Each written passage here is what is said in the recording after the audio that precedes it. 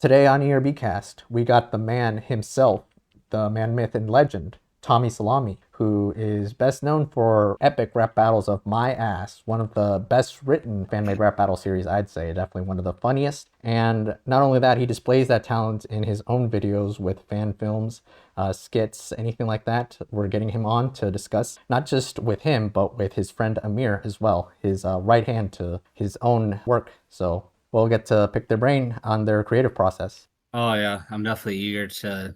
First and foremost, I'm just really happy that we managed to get him. I think it was inevitable. Mm-hmm.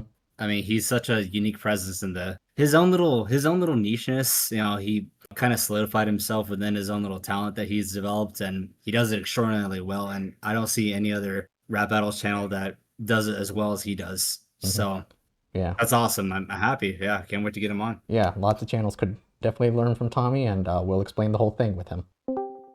Oh, hey. There's one. Mm-hmm. Got him here. Now we're missing Tommy. There he is. Hello, Skylark tonight. Hello there. Oh, wow.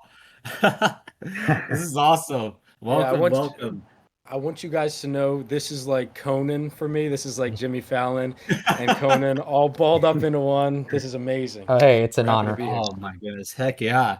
Dude, that's what I'm talking about. We're so happy to have both of you on. This is outstanding. First of all, you're making our day right now as we speak. You just joined us, so we're ecstatic. And first and foremost, how are both of you doing in this very fine day?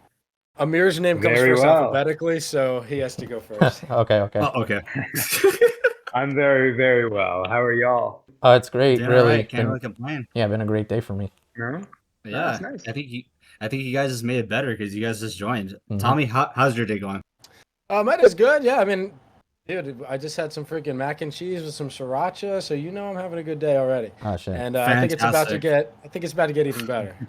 Yeah, definitely. Yeah, I love mac and cheese. Yes. Mac and cheese and epic rap battles of My Ass. How is that not a good combination? Mm-hmm. Well, I mean, if you take the ass part and the mac and cheese, I mean, it's probably not exactly the most ideal hybrid, but you know, one leads to the other. Yeah. Yeah, I think the ass part is the logical conclusion of the mac and cheese part. Unfortunately. Definitely.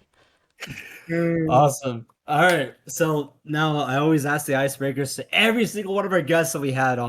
And this is gonna be a little bit different since we have two of you on here, so might as well just ask the usual of how did you guys discover epic rap battles of history in this little nicheness? These guys kind of developed it for you guys to kind of pave the way for your influence as well. I think Amir and I actually like discovered it together, but he knows the story better than me, so I'm gonna let him take it. All right.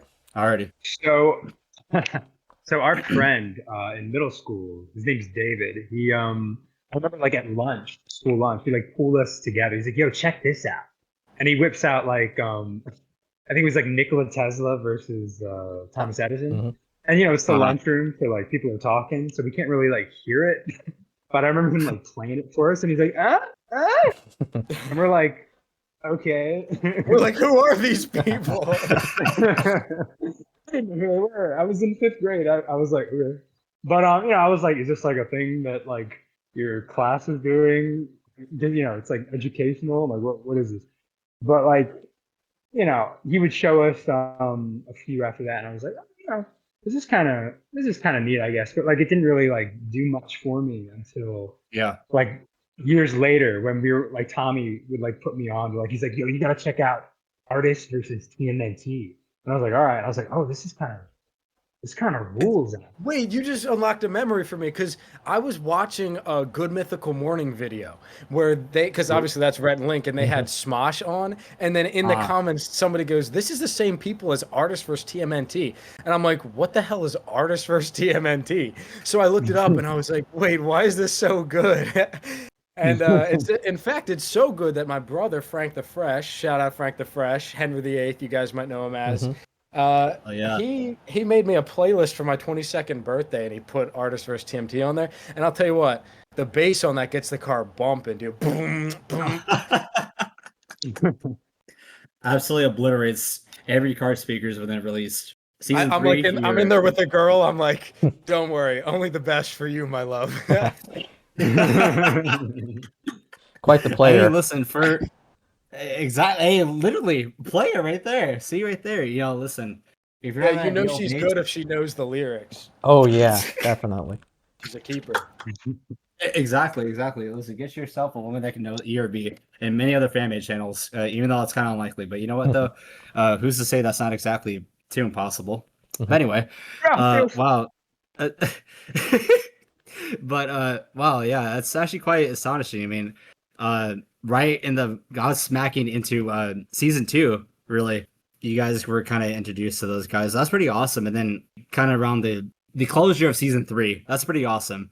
Pretty good battles to essentially just be the gateway of. Well, especially in the case for Tesla versus Edison, that's pretty awesome. You know, because almost like it's pretty well made for the most part. Some of it is a little wonky, and that's whatever though. There's way better battles in season 2. Like, Yeah, exactly. Season 1 and 2 for me are kind of mad, but like once season 3 hits, I'm like, okay, this is starting to hit.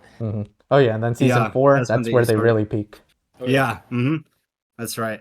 All right, yeah. Thank you for indulging that though, because it's always fascinating whenever whenever the guests we have on, it's just where this channel actually meant to a lot of people and where they actually discovered it. It's really fascinating because it's so everybody that we have on this podcast has such a distinctive story to provide. And that's awesome. That's awesome though. I'm really happy that you provided that information. Now we will use we it. wouldn't be here. Oh, exactly. If it wasn't for those guys, as the case for many other people in the community. So that's awesome. Right. And now, I will now address another question. Where did please? Yeah. Okay. You really have to indulge us in this because it's really hilarious, and just the sheer title alone makes it so noteworthy for your wondrous talent, Tommy and Amir. All right, you gotta tell us right now. Where did epic rap battles of my ass come from? And before they go, I wanted to propose a theory that I just came up with. Is it that perhaps one day either one of you, maybe Tommy, were like, oh, what can we name this series that we're gonna start? Do I have to pull something out of my ass, and then that's where it's born? Wouldn't that just be so poetic? Exactly. I'm like, I'm on the toilet. I'm like, Eureka! But no, unfortunately, I actually remember where I was because here's a little insider information. I never told anybody this, so make sure you're recording. Make sure you got the little red light. Oh, right on. Because originally the name, and I even had a rendition. Okay, well, here's the thing. So first to start out, Epic Rap Battles of My Ass, which I guess I just came up with because history, obviously I love history. We do it a bunch, but so we couldn't just steal that. So I kind of wanted to make a name that was like, all right, like we don't take ourselves too seriously. It's kind of shit posty, as you could see from like Squidward versus DDD, right? That was our first one. But then I was like, well, what if I do want to make a career out of this? What if I do want to take it a little seriously? And I had a rendition of Laden versus Spider-Man where the announcer actually called it the other name that I was going to call it, which was going to be Rap Battle Mania. But I don't know. I sat on that for a while and I was like, it just doesn't have aura. Whereas like Epic Rap Battles of My Ass, like that's iconic, dude. You can, there's like ERBoMA, like you have the acronym. I don't know, just it puts people at ease. Yeah, it's got a point there. Like everyone's gonna remember Epic Rap Battles of My Ass, and the way you say it. Well, I just said how nice Peter says it, but yeah, and I think it's kind of like the last of its breed, perhaps, because back then people had like epic rap battles of excellence, epic rap battles of video games versus cartoons, anything like that. But no, yours is probably like the last of this type of it's postmodern. Yeah, really, you kind of can put a label to it where like archaeologists look back at this community, the remnants of it. It's like, you know what, epic rap battles of my ass, we got to know more about it, and they find this podcast episode and hey, there they go, it's postmodern. Bingo. Tommy's career officially has been taken off, as if it hasn't already though. I mean, listen, you started initially as a spoof of epic rap battles of history, only to be skyrocketed into oblivion, and now you'll be well known everywhere. You're on the same level status as Hollywood. Believe that? At 1K, at a great 1K, you're just sitting at for this little smallness. Hey, I'll have 1.85K actually. So nearly 2K. Exactly.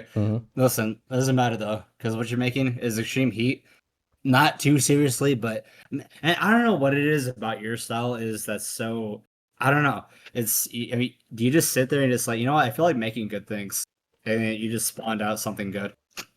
Well, Abraham Lincoln says, "Whatever you are, be a good one." And and I was put on this green earth to be a rap battle creator, and I just hope to be one of the good ones. And obviously I care about it, right? I mean, it's not like I'm making a ton of money off of this or something.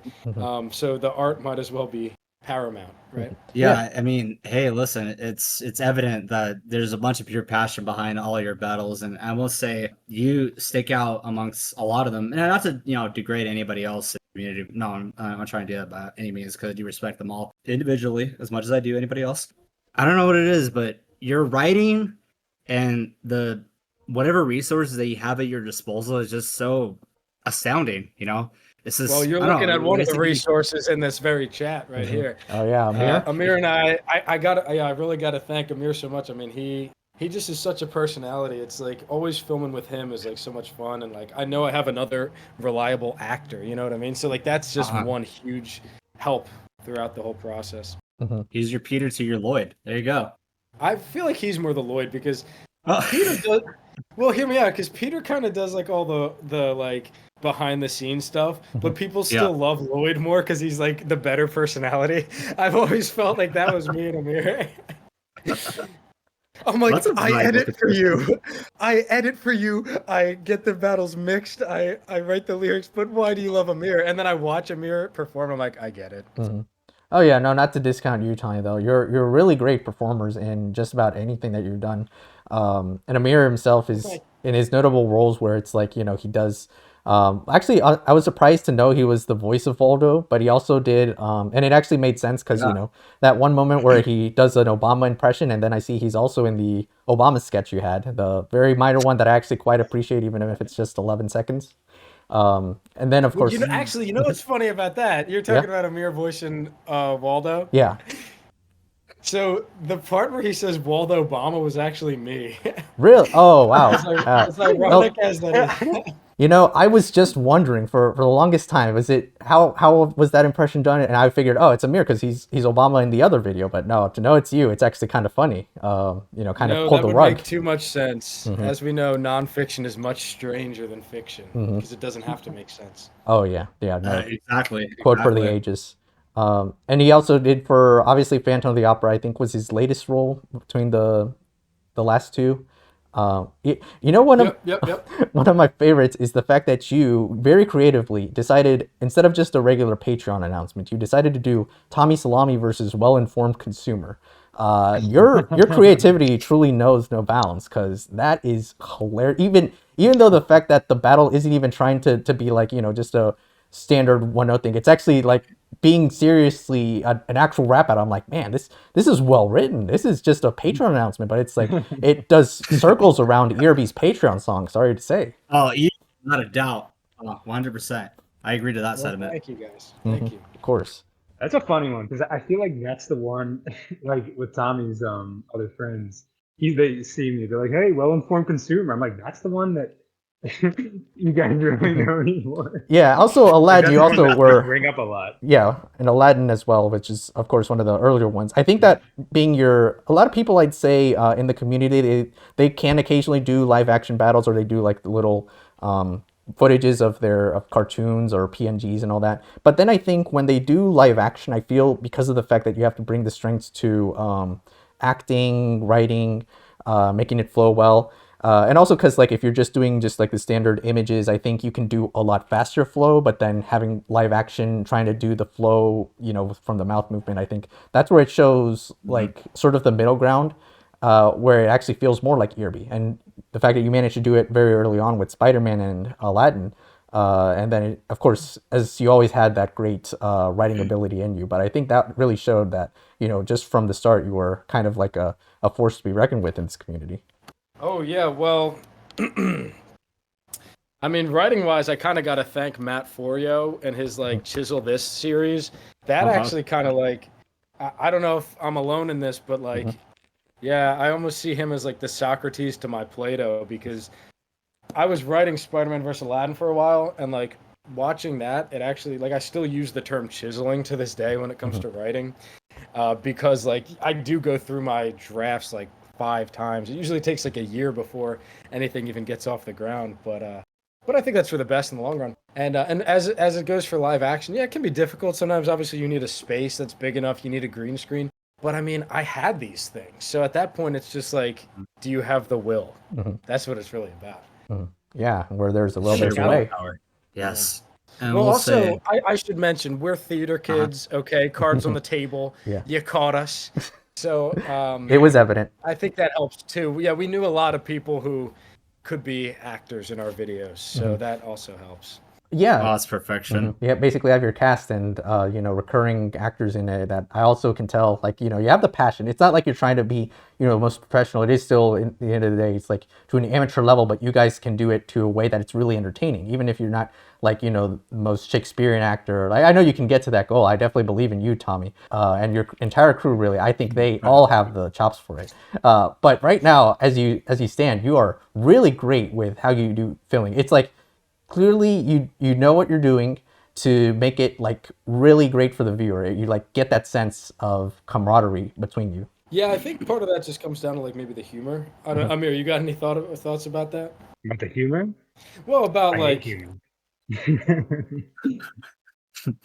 Nah. I mean, I think that I don't know, it's just exciting to see it come together. It's always really like the most fun part, I think, is the filming part, as opposed to the recording part. Not that there's anything wrong, but recording it, like, as in like filming it, like filming the acting part. That's when it really starts to feel like real and exciting. And seeing the complete product, I'm always like blown away by just how wild it is and how the attention to detail and all that. Like it really, because I'm not really involved in any of the editing really at all. So I don't know. It's exciting to see it completed. It's always like a big moment because it's not like we're dropping one every month. So it's always nice to my fault. make like we make like a big event out of it for like ourselves. We're like, hey, let's gather up some people and meet up. And the premiere, we set a premiere. What time should we set the premiere? 7 or 7:30? Dude, I always get like pit stains. I get so sweaty releasing. Like, dude, I'm such a perfectionist. And I know everybody says this so much. You're not even supposed to say it in like a job interview because they hear it so much. But brother, I mean, I have had times when I've uploaded a video 10 times because I keep seeing like the tiniest little, and I'm like, I will hate myself if I don't fix that. And then I watch it like months later, and I'm like, wait a minute, there's another. And there's that little thought that goes through my head, like, maybe I just quietly unlist it and upload it again. You ever get a comment that's like, I liked it the other way. I liked it the 9th way better than the 10th. No, so I mean, I would upload it privately, and then I would like publicize it later. No, thankfully, although I have one time, oh my gosh, it was awful. I posted Caligula versus Palpatine at school when I at college, and then I noticed as I was like showing some friends at the dining hall, one of the things, the sharpen was like a little too high, and it made the whole footage like grainy for one whole segment when he's like on the cliffs. And it like, oh my gosh, I was like, what am I gonna do? And so I made the decision. I had to poop too. So I went to the bathroom with my laptop, and I'm just like fixing it on my lap, which, I mean, it's a laptop. Like, I know you guys are going to hate on me for that, but it's called a laptop. Okay. I'm using it for what God intended. And then I actually took it down and re-uploaded it. And yeah, so maybe I lost like a couple hundred views, which is a lot for a smaller channel like ours. But just to me, that would be worth it, because every time I would show people, I don't want to be like, oh, but that shot just looks bad. So that sheer amount of dedication is just wow. This is all while going to the bathroom. Listen, no. So I noticed the problem, and then I ran to the bathroom. We don't have to talk about it anymore. I'm sorry I brought it up. I mean, hey, you're confirming you literally shit on the competition right there. So yo, this guy has bars. This guy. Okay. Yeah, game recognizes game. That's fire. Exactly. See, there you go. Listen, see, that just shows the sheer passion that you have for your projects, that you wouldn't have any sort of errors go onto your radar regardless. That I mean, the fact that you're so attentive to this type of stuff is just. I mean, a lot of people could just go, "Oh, listen, if it works the way it is." No, it's not the case. No, you decided to just. I don't know what you did. I don't know what it is, but that's just a testament of how talent is. Okay, you just do it. Well, I really appreciate that. And actually, while we're on the topic of perfectionism, I want to say one more story. I think hopefully you'll find funny. So you guys remember the 100-hour rap battle challenge? Oh yeah. Yes. So in 2022, we did that challenge. We submitted it.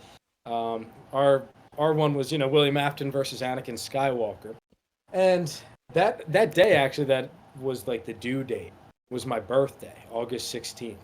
Little Tommy Salami trivia for you there. But I stayed up the whole night before because I wanted to like edit as much as I could. It still is kind of shoddy compared to my other videos, but I wanted to look as good as possible. And then I remember I had orientation for college on my birthday also the next day. I didn't sleep at all. And I told Frank, my older brother, I said, could you just check the lyrics just to make sure there's no typos? He goes, I got you. You can get in the shower. No problem at all. I got you.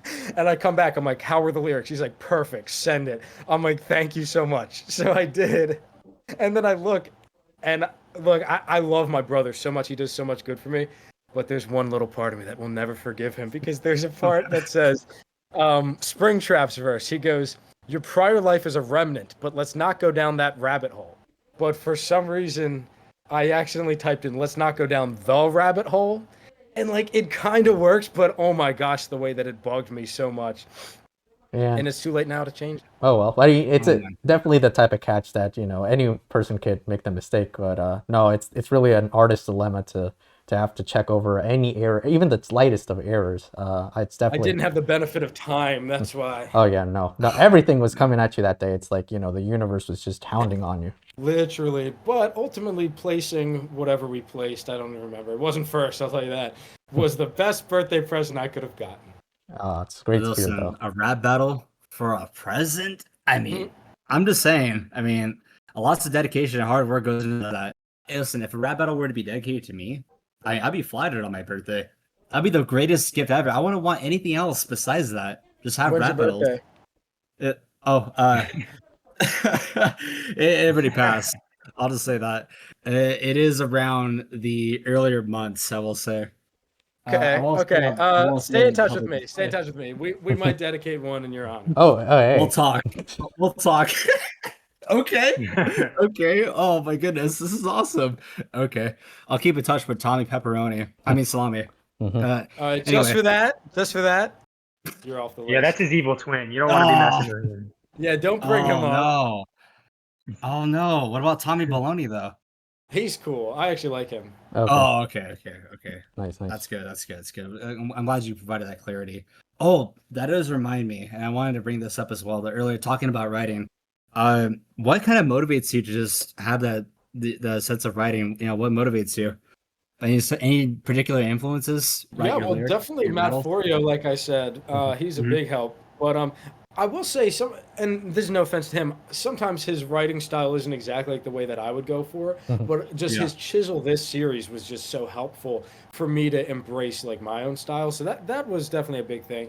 Like obviously Freshie Canal is very good. Eddy is very good. Like these are just names that everybody knows about in the community. Every time ERB drops one, I get like a new, like I might be like chilling on the rap battles for a little bit, like not writing a ton, not editing a ton. They drop a new one, I'm like, ooh, like now I'm getting ideas for lines that I like never thought. Like for some reason it just clears all the roadblocks for me. I don't really know why. It just does. But yeah. Okay.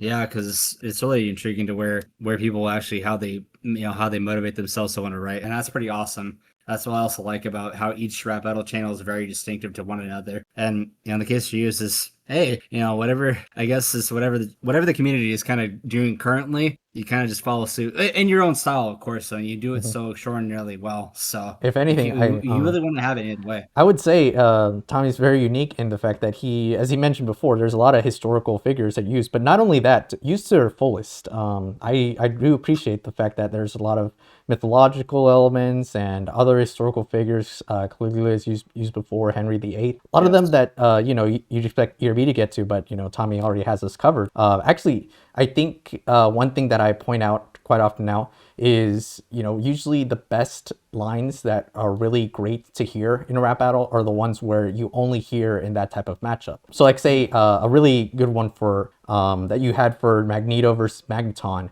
and you were talking about like Pokemon trainers, and Magneto responds, how I feel about people who are just following orders. I'm like, that is such a great bar, and I'm really amazed you come up with that just in every battle. It's like a lot of work has to be put on to like word it right, get it to flow, and I just think you're one of the best at it. Yeah, I'm glad you brought that up. That is something I definitely love, is when it's specific. Only this guy can say it to this guy, right? And it's funny you bring up Magneton, because there's another line I really love when he says, what's he say? He goes, always growing in power, I'm an Omega level mutant, but this is it for you, you've got no Mega evolution. Like that rhyme, that's like a 7-syllable rhyme. And sometimes it's just like, the English language was just set up in a way for me to make the perfect bar there, and so I have to thank something outside of myself. I'm just like happy I speak the English language, I guess, because they just pair up like so well. Another thing I do sometimes is kind of like flipping like bars on their head. I know everybody does this, but for some reason I feel like I do this like more than most. Like there's that line where King David goes, "I'll take God the Father over Father of the Gods." Like just like kind of flipping it makes you like think for a second, and like Amir, obviously as Phantom, he goes, "Handsome Harv is gonna catch some hands." Like just those little like, I don't know, something about those just click right in my brain, and I like them. Yeah, and also hearing what's it called, just a recording of it though, playing it back to you though, in the way how you want to have it perfectly enunciated is just even just, oh, this is magnificent. Seeing your vision just completely just entail, that's just magnificent. So it's even better when it's actually in the full product. Yeah. Just hearing the lines back to you, not just obviously typing it down or writing it down is vastly different from when you actually say it. And obviously when you hear it, you already know you got something in your hands. So that's fantastic. Oh yeah, and something I will say I'm a little jealous of is actually with Hercules versus David is what we want for ERB is actually with Hercules versus Spider-Man, and so Red and I have been doing this project where we're able to get through a lot of information with many matchups that we want. David is also on his own one, so that's also one that we looked into. But then for yours, when it went through like one line in particular was like, something about the having 50 daughters and you got them all pregnant, and I thought 12 labors was a bit excessive. I'm like, that is so clever. I wish I could have thought of something like that, but to see it like actually said, to know that you're kind of like in the league, like I would compliment you hard that you are in the league of Peter and Lloyd's most creative bars. Like you definitely know it much better than a lot of other people who kind of like go light on the research. Maybe they do enough, but they don't have the creative juice to make like such a great joke. I think a lot of people need that great joke to really have a battle worth coming back to. I know they do work a lot with like the musicality of it, how it would sound for the instrumental and the vocals and all. And I think in your case you make up with a lot of the acting, as we said before, but the way you say a lot of these rhymes, and it's such like a funny joke, like a joke that I'll never hear in any other channels. We like to be a little shocking sometimes with the humor. Sure. No, obviously nothing that goes too far, but yeah, I'm so glad. So for one thing, I have to admit, technically, if you know the myth, he only got 49 of the daughters pregnant. The other one became like a consecrated virgin. All right, you caught me. I had to make the line work somehow. You have to make sacrifices. But I will say one thing you said. We do take the research like incredibly seriously. Like if you're going to do a rap battle for a character and you want to do that character justice, research isn't like an option. It's not like, oh well, I'm just going to use what I already know about the person. If it's like a whatever April Fool's Day battle, fine, go ahead. But I'm talking like I will watch like every movie of a guy if I need to, or I like read the book if I've read all the way through Hamlet. We have a matchup idea that's coming up. I almost just spilled it, but I watched the entire movie of that. And by the way, during research, that doesn't mean, oh, I'm definitely making this battle. That means, okay, I get to be a little more cultured because I know about this thing, and we'll see if any lines that justify a battle present themselves. Because if not, maybe I don't have to make it. But yeah, if you have a few of those lines where like, oh dang, only that guy could say it to that other guy, then like you're starting to look at, okay, this could be a battle.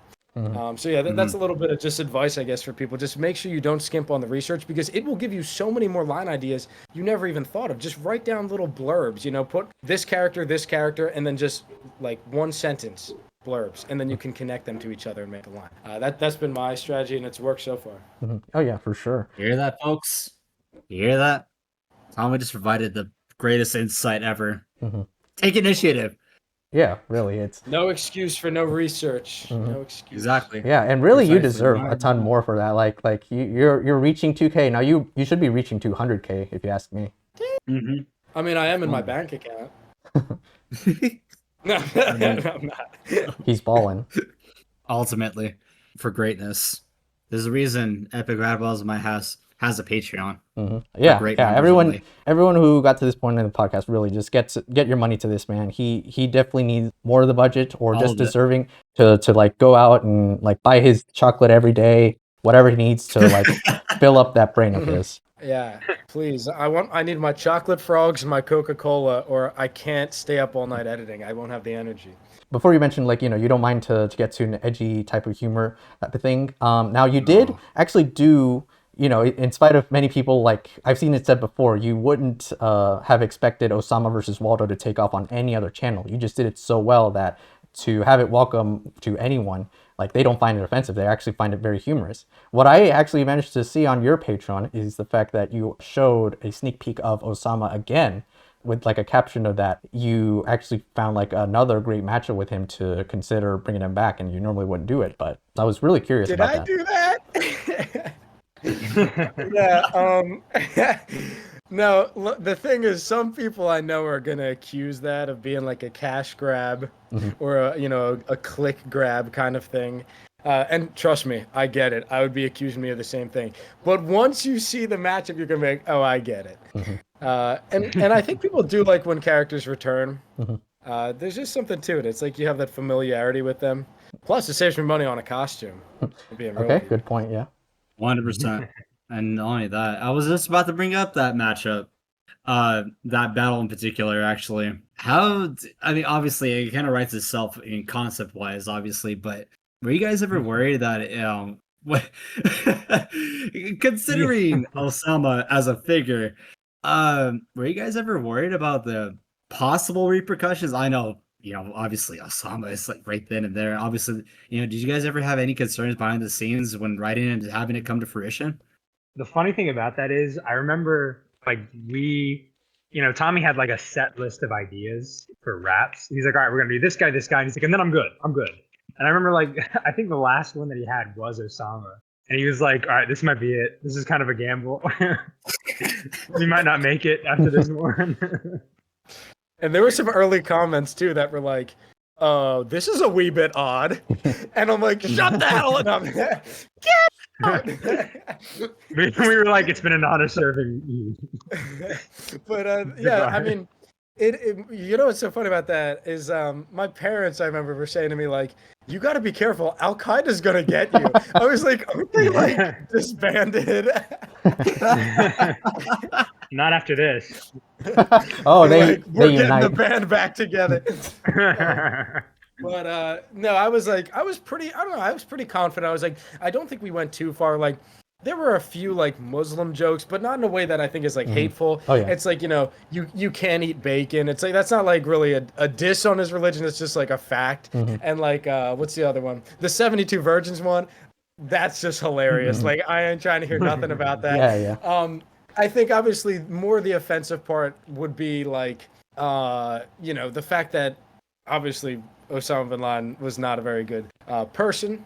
And I think the difference here is that, we came about it with love. So many people would go about it with hate, but we just tried to understand Osama bin Laden and his character and where he was coming from, and I think that's where the authentic portrayal came from. Yeah, really, you managed. That was a joke. That was a joke. You managed to get a sweet spot to it, I'd say, because say with Family Guy, South Park, they also had Osama, but he was just like clearly a villain and very goofy like in their portrayal of it, so they didn't take him seriously. They're just like, it's just the guy and he's known for 9/11, and that's the most of the extent that you can get to feeling offensive, but it's not like they try to make it a brag thing. It's actually If anything, his last line, you know, I'm known to take down twins. Again, that's such a clever one.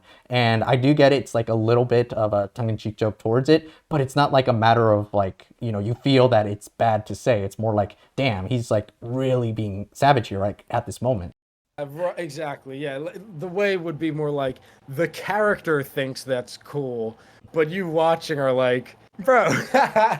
But I will say though, that being said, I do think that Osama wins that battle. I never try to make a winner, like a clear winner in my battles. I always try to make it as even as possible. A lot of the times with lines, you can kind of like give a line, like a certain pun to either character. So I try to, if there's like, oh, this guy's really winning right now. All right, let me give this good line to the other guy to even it out a little bit. But in that one, I don't know, like if you've seen the poll, it's like 80-20 people think Waldo beat him, and I just don't know where they're getting that. I think they're voting with their emotions instead of their brain there. But True.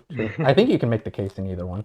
I think this is your Hitler versus Vader moment. Kind of is, yeah. It's still your biggest, so. And it has a. I know we got to make a third battle with him after this next one. Mm-hmm.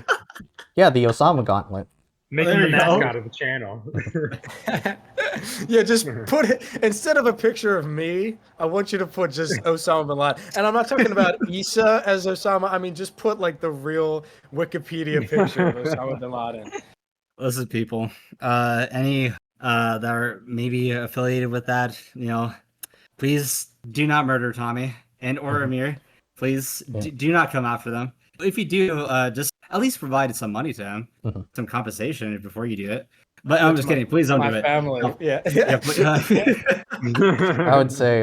But I'm kidding, people. No, he really meant it from the bottom of his heart, though, not to be too crude. In a really funny sense. Don't worry. It was just a joke. This is a joke, bro. Don't worry. I remember one of the comments on Osama versus Waldo. It said, does anyone know who this Issa guy is? I want to get him for my Osama rap battle. I'm like, he's a local talent. That's Amir's brother. I'm like, what do you mean? Like, he's not a free agent. Like, I mean, I guess he is, but you just gotta reach out. Actor that plays I'm gonna give you his information so you can make an Osama battle better than me. No, thank you. No, you got to top the top one. Like the only other competition right now is Obama versus Osama, where Obama's played in blackface for some reason. And aren't they both Indian in that battle? I have no idea, really. I don't think we even got any information about them. I looked that up in my... See, because that's the thing. When you're researching a battle, one of the first things you got to research, who has done this matchup or this character before? You know, you got to see what you're working with. So True, yeah.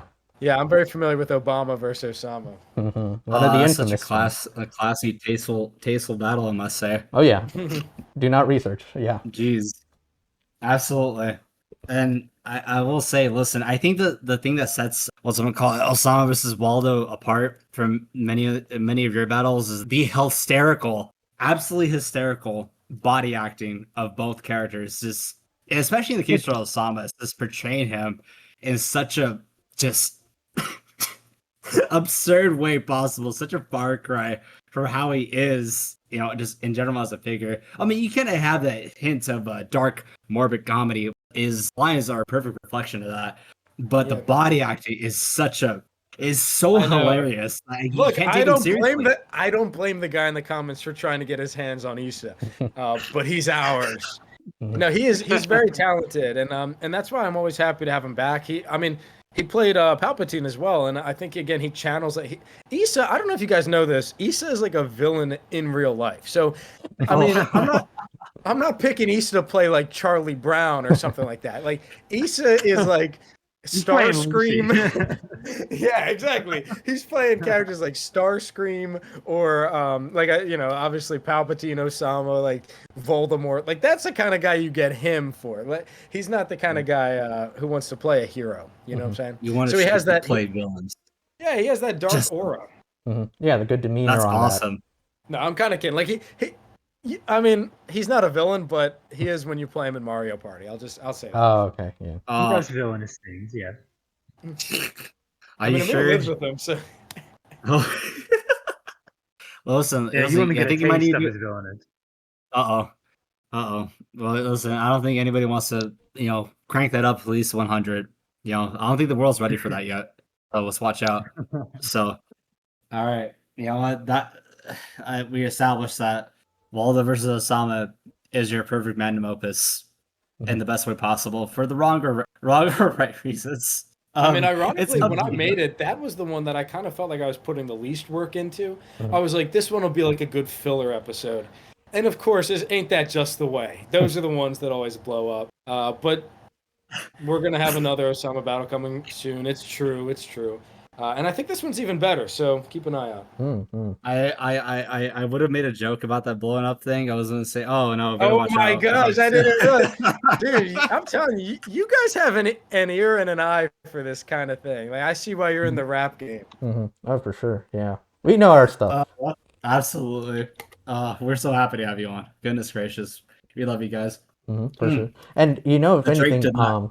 the whole thing that you're explaining now with Waldo versus Osama, you also did manage to make a behind the scenes video for it, and also for Henry versus Scott Pilgrim. And to those, they really show what you're explaining to us now, but you also get that feeling when you're watching those videos. Like, you're explaining the whole process, you're having your fun, and it's like, I kind of miss when you could see that with some people. I know nowadays it's like, they do have that sense of like, loving the game of making rap battles, but I think to show that you're directly with other people, you obviously are not just theater kids who connect, but also to be able to make it to the best of your ability, and it all comes together as a great package each time. But yeah, you being able to hang out with other people, and they all are a cast that just keeps coming on for more. That's really shining in those BTS videos. I actually would be interested for more if you actually planned any. I kind of had one for Palpatine and Caligula, and Amir and Frank and Biffy Jiffy and all these people were saying, dude, you should post that. It's like actually funny. But for some reason, I just felt like it wasn't up to snuff with the rest of them. And I don't know. Obviously, they don't get as much views. Not that I just do it for the views, but I felt like it would be more worth my time to just devote to the actual raps than editing behind the scenes. And when I first came out with some behind the scenes, people were offering like, hey, if you want, I could edit some behind the scenes for you. And I really appreciated that. But I think part of the perfectionist in me was like, no, I kind of want the humor to be like my own too. Like have the comedic timing, sound effects. It just wouldn't feel right if it wasn't me making it. But now that you said that, if you're really interested, I think we could probably make one in the future. I just haven't been doing as much recording behind the scenes. But yeah, we'll see what happens. Yeah, or even bonus and I know stuff. Amir likes the behind the scenes too. I know that. Oh yeah, I would say maybe you can even consider having bonus stuff for longer BTS videos for your Patreon to get other people enticed and see what you guys are up to like that. Yeah, it's a thought. Stofferex needs to, dude. I think he's about to exhaust his whole savings. You're providing all this content, man. Yeah, you managed to get him last year. That's him. Speaking of Stofferex, I love his contribution to your channel. Knowledge is your channel, but the battle he's recently in. Yeah, for Hercules. I love him so much. Absolutely. I don't think he's ever voiced him before, to my knowledge. But if this is his first time doing it, he does a phenomenal job. You wouldn't have any other talent besides him. Obviously, besides you, Amir, and a bunch of other people. I'm happy you got Stofferex, and he's like your number one supporter. And yeah, you wouldn't have it either way. He's awesome. Well, hey, he's the one who gave me a shout out here on your guys' pod and introduced me to you guys. So I'm thankful to him for that, big time. Yeah, he is a huge supporter financially and just by word of mouth. And obviously, literally by mouth, doing the voice for Hercules.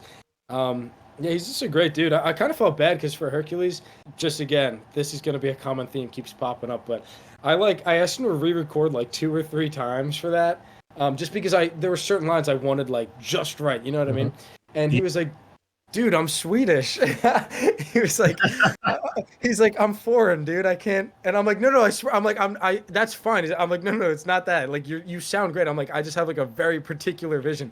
And then like by the third one, he nailed it. I mean, you guys heard it. Like that to me is like Hercules' voice, like right there. I think he did a perfect job. Yeah. And I plan on having him on again in the future. I hope that he agrees to do it again. Nice. I hope so. Yeah. I mean, you need to get him back on for 1,000 battles, at least more. Yeah. Plus, I love him so much. Swedish, Greek, it's all European. It's not a big difference, I think.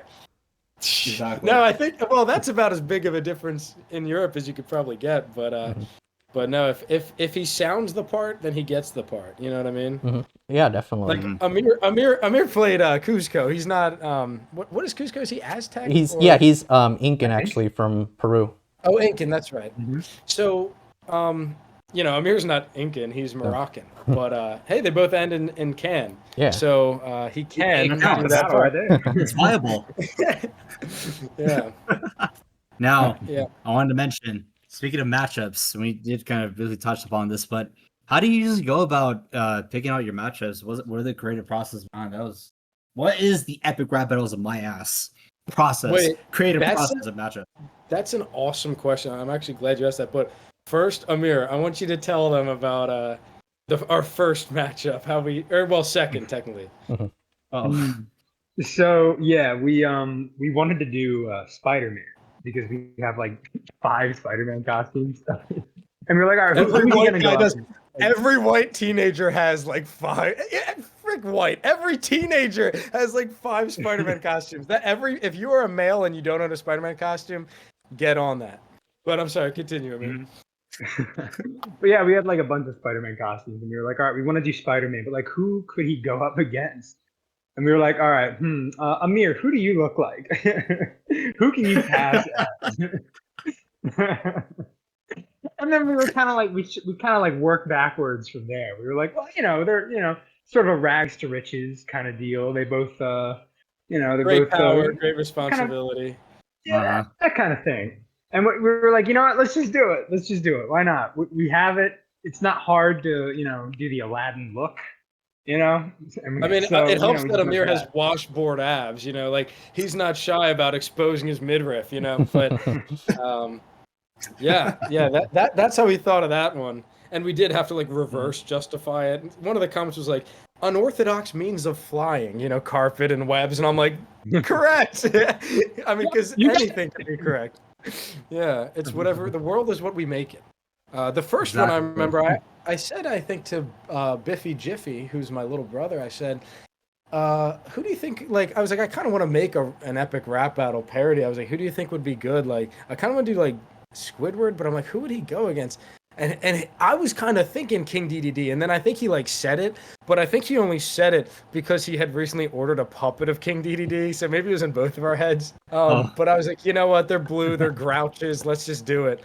And yeah, the rest is kind of history there. I don't know. I guess the way I think of rap battles is it's like, who's a character that ERB obviously hasn't done or hasn't been done in some big way in the community?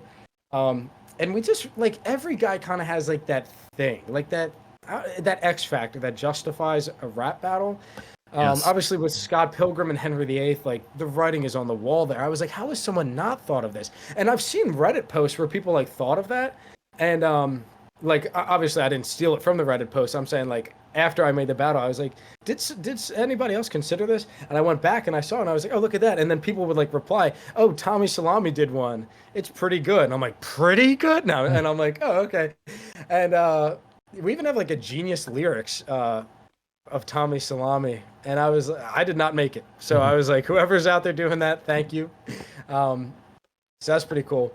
But yeah, sometimes it's just like, you just have that feeling. Like, if one guy has aura and then there's another guy who can match that, and I know I'm using, like, all these, like, terms that are going to be outdated in a month, but, like, if they can go aura for aura, band for band, like, that's what it's all about. Like, we were making Palpatine versus Caligula, which, okay, obviously evil emperor's there. And I didn't want to do Nero because I felt like that was too obvious. There's the matchup there. But when we were making that, I remember I, like, came out from behind the green screen at one point and I said to Amir, and I was like, dude, what about, like, Phantom of the Opera versus Two-Face?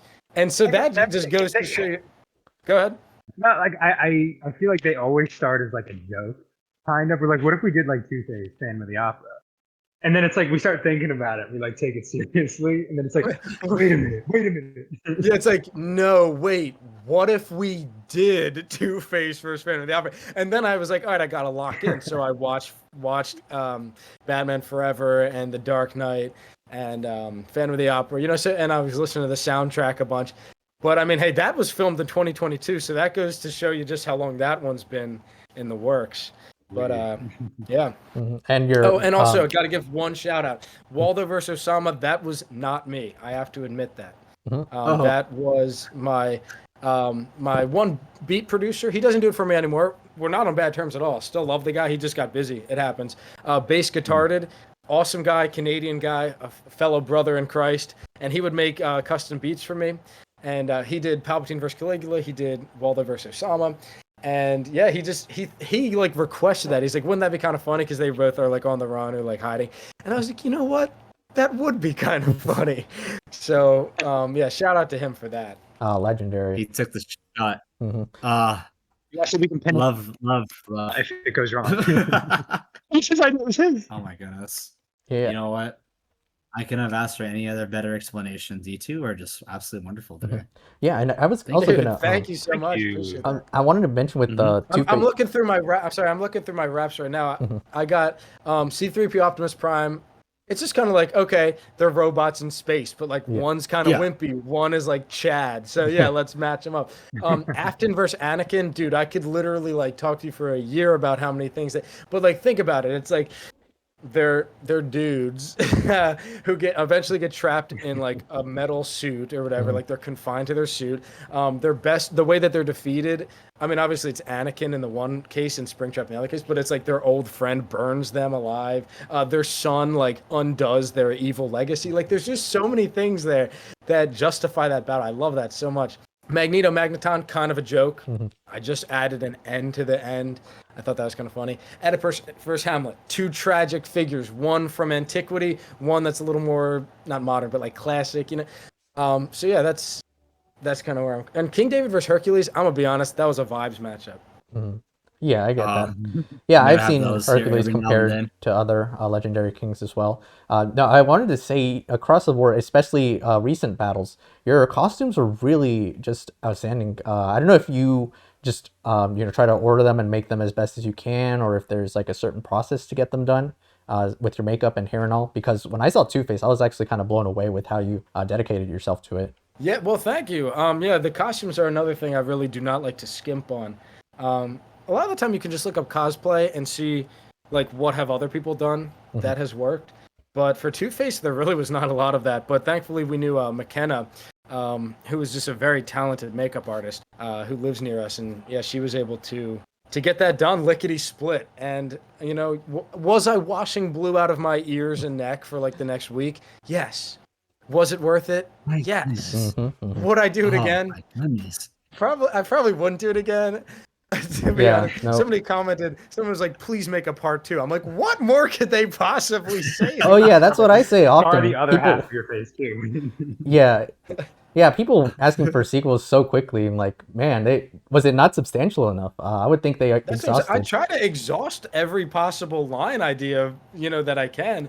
I was like King David. There was a few line ideas I had to scrap. I just wanted to make it a little shorter, just for brevity, and because sometimes it gets to a point when you're writing, you're almost putting a line not because like, oh, that's a clever line. You almost want to be like, oh, look how much research I did. So you don't want to fall into like that pitfall where like everything needs to be mentioned.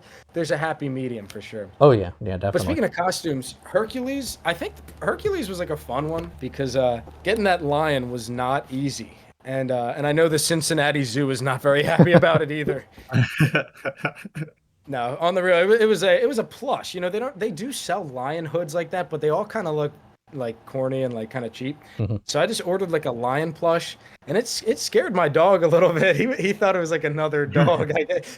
He thought I was gonna like what's that? What am I? Taxidermy him after like this is your fate after you go. But he was kind of jealous of it because I was like petting it jokingly. But he was happy to see when I cut it down the middle and like took the stuffing out and made it into the hood. I just glued like a helmet under there, so it was wearable. Yeah, just as long as you're like minimally crafty, I think you can get a lot of stuff done. I'm very impressed by people like Fight Marker. Oh my gosh, he makes costumes out of like anything, and it just like works. Yeah. Friend of the channel, Fight Marker. I love him. He's mixed for me in the past. He's done editing for me on like that one part of Henry versus Scott Pilgrim when he like kicks him and he turns into the coins. He's gonna cameo in another battle of mine in the future. So yeah, he is a friend of the channel, and I will always love that guy. And he's blowing up big time too now. So yeah. Very happy. So I saw he was. The main takeaway from this is Tommy actually went to a zoo and skinned up alive. That's what he did. Yeah. All right. Yeah. No, I was going for the role of Hercules, but the lion kind of kicked my ass. So I was like, all right, King David it is. Yeah. How else could you prove that strength? Exactly. Hey, there you go. Listen, your presence in the community has already substantial strength. You have enough powerful enough to go against an actual lion and tigers and bears. Oh my! Maybe with a slingshot. Yeah. Oh, well, you know what? It was a worthy try. You tried. You tried. Perhaps. It's okay. Yeah. You almost skinned him, but point is though, you actually taxidermied an actual. No, I'm kidding. That wasn't actual sword. I kind of untaxidermied it. I turned it just into the hide so he could wear it as a hood. There we go. There we go. But yeah, magnificent costume work. You can't really complain about that. Yeah, thank you so much. Thank you so much. Yeah. And I would say it's like, to see Fight Marker was helping with your battles early, and now he's like doing his own big thing, and other people had also commented, Fresh Chic now, of course, and also Eddy and a few others. It's like you're basically at this point a rap battle creator. Like you are just like deserving more, but you're like so great in what you do with your quality that a lot of people, as you're hearing this episode, you're like, giving the details. A lot of people want to know that process, like how they can be the best that they can be, and you're basically telling them, hey, this is how I put 110% each time. And I think that would be like, if a lot of people like considered that a lot more often, I think you can get like, another great Mr. Beast meme, but with like an actual like, more people wanting to know more about the community and seeing like, it's not just like, just the standard song, rap battle, nerdcore type of stuff. It's actually like, what you're doing with skits and acting and putting all that you can. I think it's like, they should show more of that. I would want to say, like other people we had on, we actually had Snakebite recently. He also had sort of like the same sentiment. He had like, he has his own great humor, and he also like recommends to just like go out of your own comfort zone and like really research the type of stuff that you can put in, not just a rap battle, but also like to rap music in general. I don't know if you have your own influences in that too, like, not just for comedy or music. He's a funny guy, man. When I saw his Quagmire versus Rice Gum, and I know that was like 2 years ago at this point, but man, he made me giggity. I mean, he made me giggle.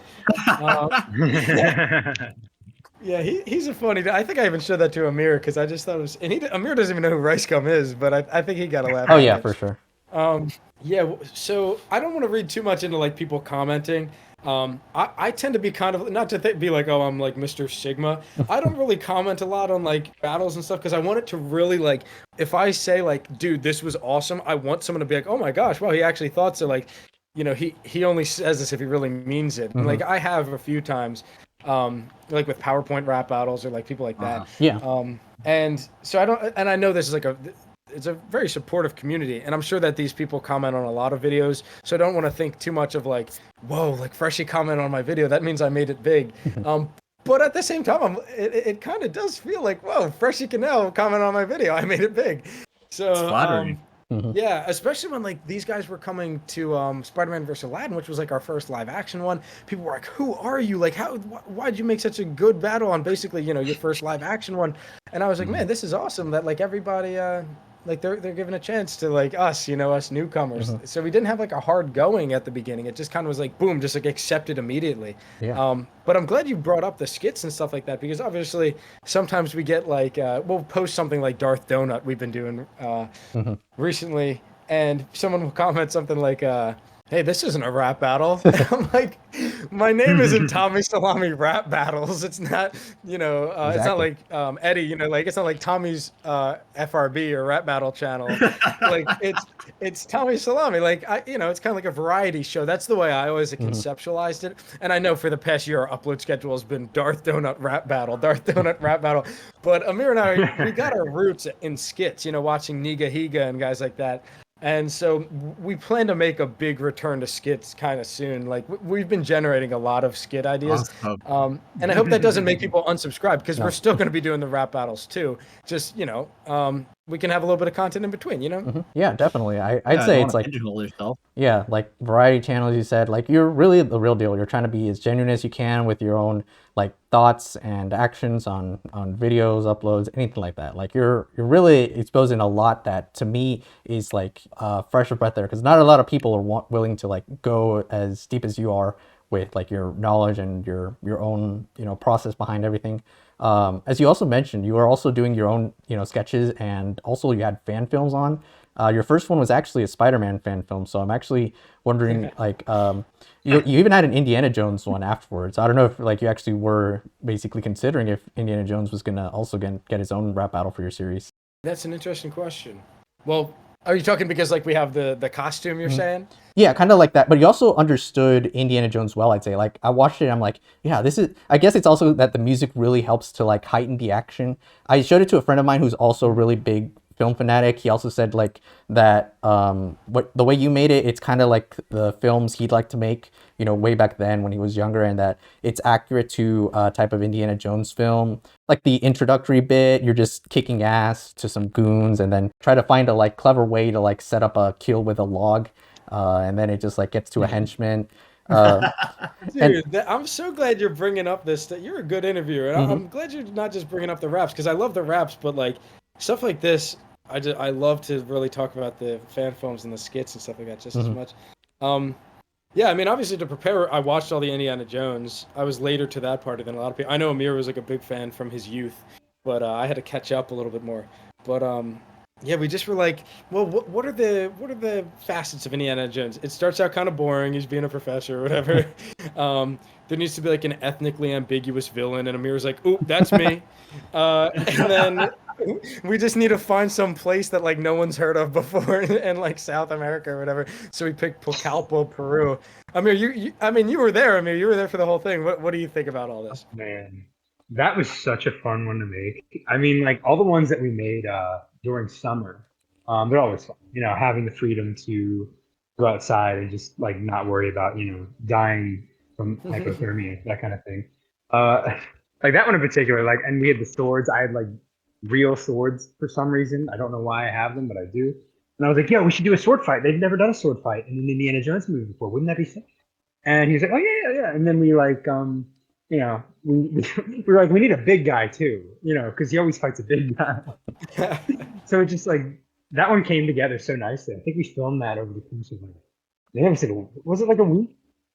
I think it was a week. It was like 2 filming days. I'm pretty sure. Yeah, it was very. Yeah, and I remember like I was kind of scared to be like thrown into the creek by the big guy at that one point. That's our buddy Jake. Yeah.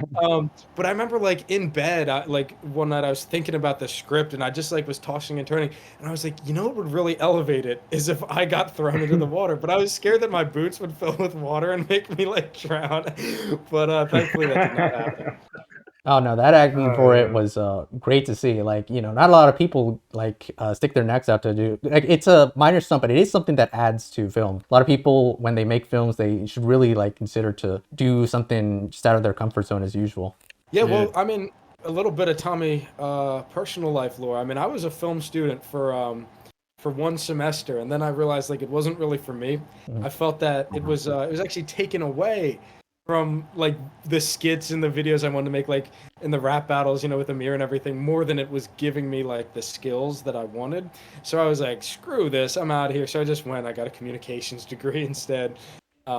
Yeah, so I do love film. I'm not like a film nerd like a lot of people are. If anything, Amir probably is more that guy than me, because he really is a movie fanatic. But he gives me the recommendations of good stuff to watch. Nice, right. Fantastic. Yeah, and you also had this. Oh my gosh! Did you guys just said that at the same time? Oh, I didn't you even guys notice. are like the kids and the kids next door, like the children. Amir, you know what I'm talking about? Dude, oh man, I love that show. I one of my favorites from Cartoon Network. You're the blonde kid with the bowl cut, and you're the kid with the football helmet. Yeah, that was the delightful children from down the lane. Absolutely. Yes. Let's go. Yes. No, actually, I was gonna say. Oh my goodness. Speaking of Cartoon Network, you actually managed to have a Scooby-Doo film. I watched that. It was hilarious. It was just random stuff thrown together, and I loved it. I saw that recently too. I gotta say that oozes 2000s early YouTube, and I can't stop cracking up. That Scooby-Doo costume is so ridiculous, and I love it so and much. He murders, it kind of reminds me of he murders a villain at the end. That too. Yeah, that is a really fun one. It's like some people don't get it, and I understand the humor is a little bit like absurdist at times, but it really is like right up, you know, my alley. Obviously, I made it, but like, here's a little like this is kind of some trivia right here, dude. When we were filming that, this girl came up. who was walking her dog, and she was like, "Could you sign my dog's leash?" So I just signed it Scooby with like a little paw print, and then she was on her way. And that's yeah, awesome. what was it? Oh yeah, and like obviously the part at the end, like Amir just commits so hard to those like screaming bits when I'm like chewing out his like jugular vein and there's like blood splashing. He's like like so it's just so visceral. So oh my god, I love that part so much. That is so funny. That's like one of my favorite ones. I remember like filming that. We filmed that in a park, the same park that we've been using for a while, and it was just funny to like see people like watch us and like look like what are they doing? Yeah, it really does give off that golden age of YouTube vibe. It really does, because it actually kind of reminds me of a bit of a Mega 64, kind of like those guys, or Super Mario Brothers, something you'd find back then. Seriously, man, I don't know. It's really on par with those guys. I'm not even kidding you. That's probably my favorite one you ever done. Is by far the Scooby-Doo How Are You one. Yeah, well, thank you so much. That's awesome to hear that people like our more niche stuff as well. I love making skits and like little, short videos like that. The only problem is whenever like if someone like finds out you have YouTube and then they're like, "Oh, let's watch a video or whatever," and then they pull it up in front of you, they always want to like talk during it, and I'm kind of like, "You're gonna miss the jokes if you're like, do you want to talk or do you want to watch the video?" I'm like, "How about we watch the video then we talk, or we can talk and then watch the video?" I'm like, "But I just don't want to like talk over the video." You feel me? Because like someone recently was like, "Oh, I found out you have a YouTube channel," and I was like, "That's true." I was like, "I actually just posted today. It was the Darth Donut one I just did," and they were like, "Oh my gosh, I'm looking it up," and they look it up, and they're like, "I'm gonna watch it." I'm like, "Go ahead," and then they start talking, and I'm like, "Well, hold on, pause." And I was like, "It's only a minute long. Like, do you want to watch it?"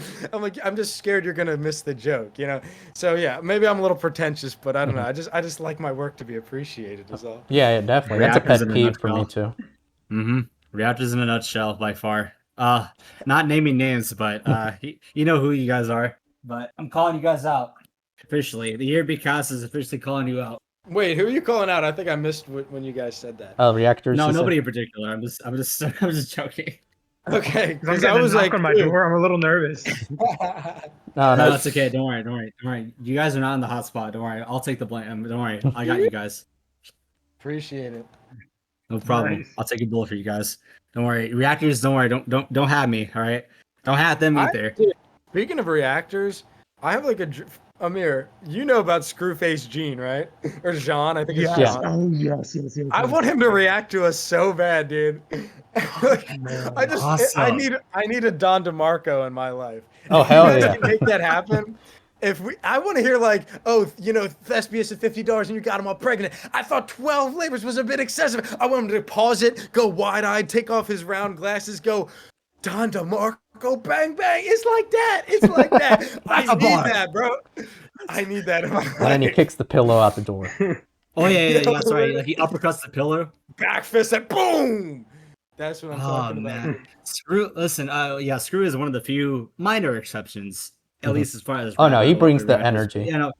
Because he has game. Because he's in it. Like he raps. He was on ERB. It's like it doesn't feel like it's just like I kind of can't stand sometimes these ones that are like history teacher reacts to epic rap battles of history. It's like okay, like okay, like are you teaching about Ragnar Lodbrok in your American history 101 class? Like I highly doubt it. My point is they're no more qualified than people like you or I. But I don't know. They get clicks, so I guess it works. There's only a few that I actually quite like, and Screw is definitely one of them. Listen, if he did react, that would be just, oh my goodness, it'll be an event. It'll be pop the champagne. Yeah, well, I don't know how we're gonna do it, but I don't know what he's doing nowadays. Guys, come on, you can pull some strings around here. Oh yeah, come on, Red Spider, come on, string a web, come on, puppeteer, you know what to do. Marionettes and people, pull some strings, make it happen. As Osama did to George Bush. You did. Yes, exactly, and like Palpatine did to the whole chessboard. To the separatists. Listen, I'll try. Listen, I can only swing around New York City as often as I can. I don't have powers, but I could try. You did use Spider-Man in your battles, so you know what? I'll do you that favor. I'll spam Screw on his channel all I want.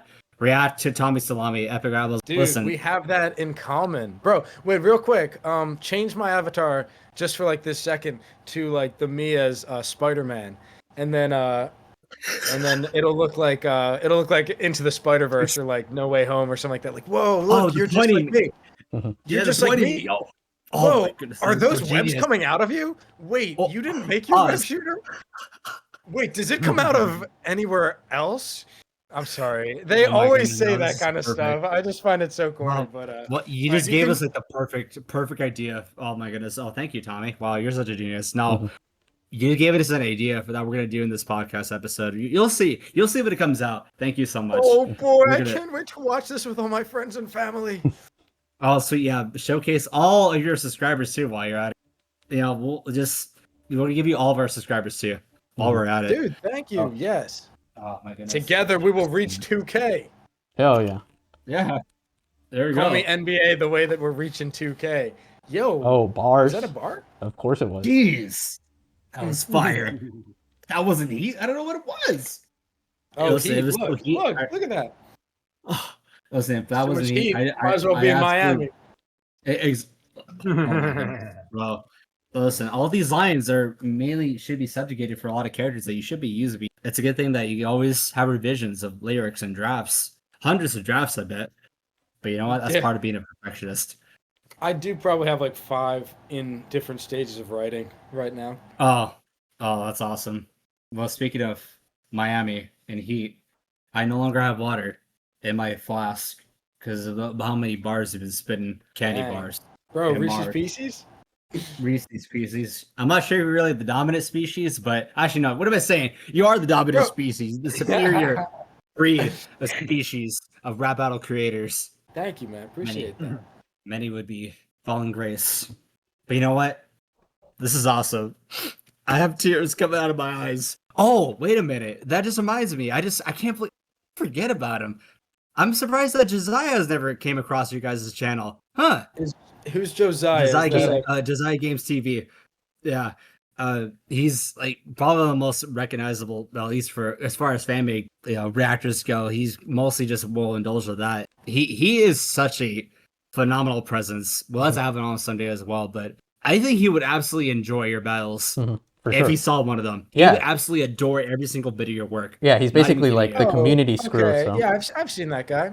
Yeah, he was Eric Andre, Yeah, I think he would love your Hancock for Bite Marker. So yeah. Yeah, I mean, I'd like to hear what he thinks about it. I'm always interested. Oh, hey, in what people that's say. definitely doable. I can definitely get word for you. I'll get the VIP for that. And perhaps maybe he could even start one of your battles. I'm just saying. I mean, we have. Here's the thing about that. Like I said, we have like a backlog of like too many battles. So, and we already have them basically cast and everything. Yeah, they're in different stages of production. But hey, at least people know that there's going to be ERBoMA for years to come. But one day, a battle will come one day, and I tell Amir, this is the last one. I'm out. And I mean it. And maybe I come back. Here I am already saying maybe I come back. But, maybe I can be convinced, like John Wick, to come back if you guys kill my dog or something like that. Might have to rap battle you like Eminem did to Papa Doc. But, I think maybe my last battle will be like an OC battle or something like that because, and obviously like no one's gonna watch it, but it'll be for me. Yeah. Listen, I think you need to use Eminem for a battle. I don't know against who. Dilly already did it versus Tupac, and I like his. So. You know what? Who's to say that you can't look like Eminem, or beat Eminem, or imitate his entire style? I don't think I look like him, but it could happen. It could happen. Eminem versus Eminem. You'd want to write in his style, Yeah. Of course. But I want to write in my style. The Tommy way. Who needs the Eminem way? Who needs the? Yeah. No, his is probably better lyrically, but I mean, mine is fitted for rap battle. No, I think you Maybe can I'll write a book. You can take a stab at it, and then comments will say like, "Oh, Eminem if he was actually good." Oh yeah. Easy, just put him against Eminem's. There you go. I mean, listen, ERB10 did a good job. Listen, you can't really hate that masterpiece. But people have been calling for that one for a while. I mean, I would battle the Eminems, but if I saw the green Eminem, I'd probably just fold. Damn. writing wise and portrayal wise, yeah, I think that's kind of game over there at that point. So I think, listen, if she were to spit, I think that's it. Eminem's career is already over. Yes, mommy. No, I take it back. I take that back. I disavow. Guys, I want you to know that that guy who said that thing a second ago, that's not the real me. That's not who I am as a person. That was Salami Tommy. That was the salami. That was the salami coming out. Pause. We're having too much fun here. Yeah. You guys are good at this. You guys are good at this. Thank you so much. We appreciate that wholeheartedly. Those words mean a lot. I'm glad. We're just happy you just even went on. I mean, we're talking for, geez, how long now? We've been talking for? Probably an hour and a half. I don't know how long. I mean, I just got my food, actually. I don't even know if you guys noticed. Oh, no, actually, no, not at all. We've been hearing you slurping and chomping with your mouth. No, I mean, I just got the plate. I didn't even eat yet. Well, yeah, I mean, how long have we been on here? I'm going to stay a little longer. Oh, yeah. Actually, Tommy, if you'd like to, it's an hour 20 now, actually. Hour 20. Mm-hmm. Okay. Let's go for 500 hours. Oh, listen, I think world record. Let's go. Guys, we're doing the 100-hour rap battle podcast challenge. Let's do it. Listen, I think we're about to beat Nathan, Stofferex, and Snakebite. Listen, they've kind of exceeded this. I don't know what it is. Listen, ever since we told Nathan, Stofferex has almost exceeded 2 hours within our recording session. Nathan's all, listen, no, I'm dedicated to absolutely beat his length by a lot. So don't you worry about that. And then Snakebite, I feel like also doing the same. So ever since Stofferex, we told people Stofferex has had 2 hours. No. We're about to exceed that limit now. So thanks, Stofferex. We have double the guests. Yeah, so and it's like really just a chat competition for that at this point. See who survives the longest, and then we'll get through all your life phases, everything that you want to like. This is your therapy, really. We're gonna like be your psychiatrist. Absolutely. And you know what? Speaking of just other grand people in the community, absolutely wonderful people. Is there anybody in the community that you would hope to eventually collaborate? I know we mentioned a couple of them, but is there any ones that kind of stick out to you that you might want to collaborate with in the future? Yeah, for sure. I mean, who's it gonna say? Well, in the past, I already mentioned a few times writing wise, Matt Forio was a big influence on me, so I was gonna ask him to actually voice Kuzco because I feel like his voice actually sounds quite a bit like David Spade. I do hear that. But he responded saying that he was like, hey, I've seen your stuff, it's pretty good, but unfortunately he was like, I work maybe with like Disney or something like that, so I don't want to like possibly put like a Disney character in bad light. And I was like, oh, okay, that's understandable. But I was like, but thanks so much for replying over email, that was cool. And he also was like, you might want to change the name of your series. I'm like, no, it stays. That is such a Matt Forio thing to hear. It's like, this is, not only are you, shooting on Disney, you're also making a little type of expletive in your title. You might want to consider covering that up. It says my ass, and I don't want to have other people hear, epic rap battles of my ass. Even though he did kind of write that kind of stuff for ERB, it's kind of funny because he was like, saying, he wrote the line for Trump, like, who wants to vote for the mother of ISIS. So I don't know if like epic rap battles of my ass sounds like, worse than that. Yeah, I mean, you don't want to get too close to like censoring yourself or whatever, but I do tend to stay away from swears. Just, I don't know. I find that swears on two levels I kind of disagree with, where it's like, okay, it can make you sound kind of like, I don't know, like needlessly hostile. And I know it's like a rap out and everything, but you want it to be able to be listenable. I know a lot of kids watch it and stuff like that. And on the other end, I feel like sometimes it can be kind of a lazy writing tactic where it's like, well, I need something to like fill up a line. I'm just going to use the F word a couple times or like, S word, whatever. Just like, let me just throw in something. And I do use the word ass sometimes, but I'm like, ass is in the Bible. I mean, I know they're talking about a donkey, but hey, maybe I am too. You don't know what my farm, my livestock looks like. Epic rap battles with my donkey. That was it the whole time. Oh, that's what it should have been this entire time. Man. But no, I mean, Matt Forio would be cool. Just anybody who's kind of like a how you say influence of yours. It's just cool to like link up with them.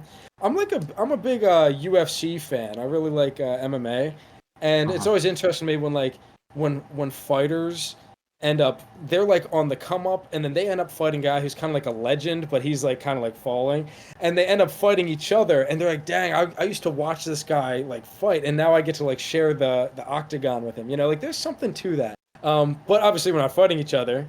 I guess I could rap battle these guys if I wanted to, but Possibly but win. like in that way, wouldn't it be so cool to collab with Freshy Canal? Like I know he's a busy guy, but like I have a German character who I don't have a voice actor for just yet in a rap battle coming up.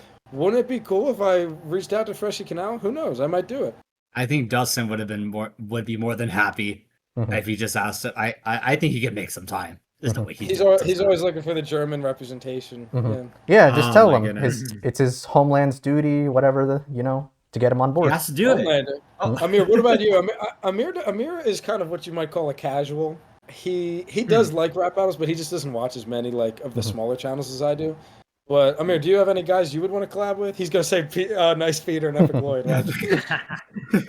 You know, man, I mean, like, you know, Freshy, I've seen a lot of, I've been exposed to a lot of his stuff by Tommy. That would be cool. It would be, again, for me, as much as I love ERB, and, you know, it would be so sick to have them, like, comment on one of these videos. I would, if I had to choose between an ERB comment and a Scru Face Jean reaction video, I'm going with the Scru Face Jean. That one is just so special. Like, I don't know what, and I know it's not really a collaboration, but like that one would be like, just getting that Don DeMarco, man. I know we talked about it before, but that is just, that would give me chills. Like, just picture it. He pauses the screen. It's That's what I'm you, saying, bro. It's you in like a very unflattering image for like way too long on the screen, and he's going Don DeMarco like that. Yeah, that's hierarchy of needs. That's on there, and yeah, for sure. Now, for as unlikely as this is, Scru Face Jean in your battles in a epic rap battles of my ass entry. Just imagine that. That would be that would be something. I think he would bow well with your writing. I think he would enjoy every single bit of it, and maybe he'll write some bit of his own too. Not sure how that would really coincide, but him just in your series would be way too funny, and so was outstanding to see. Yeah, just bring him back for Mansa Musa versus Black Panther, perhaps. Yes, please. ERB was supposed to do that, and Peter said he didn't like it, and they didn't end up doing it. Wait, they were going to do Mansa Musa versus Black Panther? I think they just heard it and considered it. Yeah. And Peter said, it's cool. I kind of like the one that came out, but I mean, I think Jeff Bezos' verse was kind of weak, to be honest, but like, it's fun sometimes to have a rap battle. It's just a complete trounce. It's like, oh, wow, he just got owned by Mansa Musa there. But also, I feel like Black Panther, there's cooler matchups for him. I heard one recently. I can't remember what it was, but I was like, oh, that would be kind of cool. But I forget what it was. I don't know if you guys are familiar with that. Is it Huey P. Newton by any chance? That historical figure? No, okay. I have no idea who that is. I'm sorry. Leader of the Black Panthers. But Amir, I was thinking, is Amir allowed to say someone he'd want to collab with that's not a rap battle creator? Because Amir knows a lot of actors and stuff like that. Yes. Oh yeah, for sure. And that might make it a more fun question. Yeah. Say it. What are we talking? I don't know. Like, you could say anybody. Like, who would you want to come on and like play somebody? Man, I mean, all right, crazy one. You know, so I don't really listen to like rap music outside of ERB and like rap battles, if I'm being honest. But there's this one song, and y'all are gonna call me crazy here, by Jaden Smith called Ghost, that I actually really like. Based on that alone. Let's get Jaden. I can't let the hood know I vibe with Jaden Smith. I can't. But I'm telling you, just listen to it. Just trust. You gotta trust me on this one. I'll put it in my watch later. You know, was that joke that? Oh man, I was gonna joke that. Oh, why don't you just get Key and Peele on your series? Hey, Key and Peele, Oh though. man. Oh, Yeah, that'd they be just did do true. that they did some of those ERDs, and those are some of my favorite. I love the Muhammad Ali one. It's one of my it's like a top 10 one for me. Oh Yeah, yeah. it's too bad that they probably won't ever come back though, considering their status now. But unfortunately, but Wait, you know what though? what is their? Wait, hold on. Where have I been living under a rock? Wait, what's their status? Oh, What do you they mean? they Are died. broken up? Wait, they died? Oh no! Wait, this is good. If Michael Keegan Key died, then Jordan Peele can make a horror movie about his ghost. This is perfect. Yo, exactly. Dude, actually earlier today there was an announcement that he's already planning his next movie. So coincidentally, I don't know, maybe something's brewing up. This is a sign of something. Maybe. I'm sure. Did he actually die? No, he didn't. I'm joshing. No, no. Had me looking it up, dude. Oh no, we just mean that they're A-list celebrities now. I doubt ERB is gonna be able to get them. Yeah. What's it I called? don't think Jaden Smith Ghost. Ghost, yeah, by Jaden Smith. Just trust me on this one. It's like I think it's like 2 minutes and like 30 seconds. 2 minutes and Yeah, 30 minutes. I think it's 2:10. Yeah. I'm definitely gonna watch that. Yeah, you gotta trust me on this one. You just gotta trust me. Yeah, his It's confidence. worth a yeah, shot. I don't know. It's worth a shot. Yeah, it's worth a shot. Mhm. Yeah, I do actually really like some of the goofy like Will Smith music. Like all the what was it like? Tommy and I were just talking about this thing. You were singing Wild West on the way here. I was singing Wild West on the way here.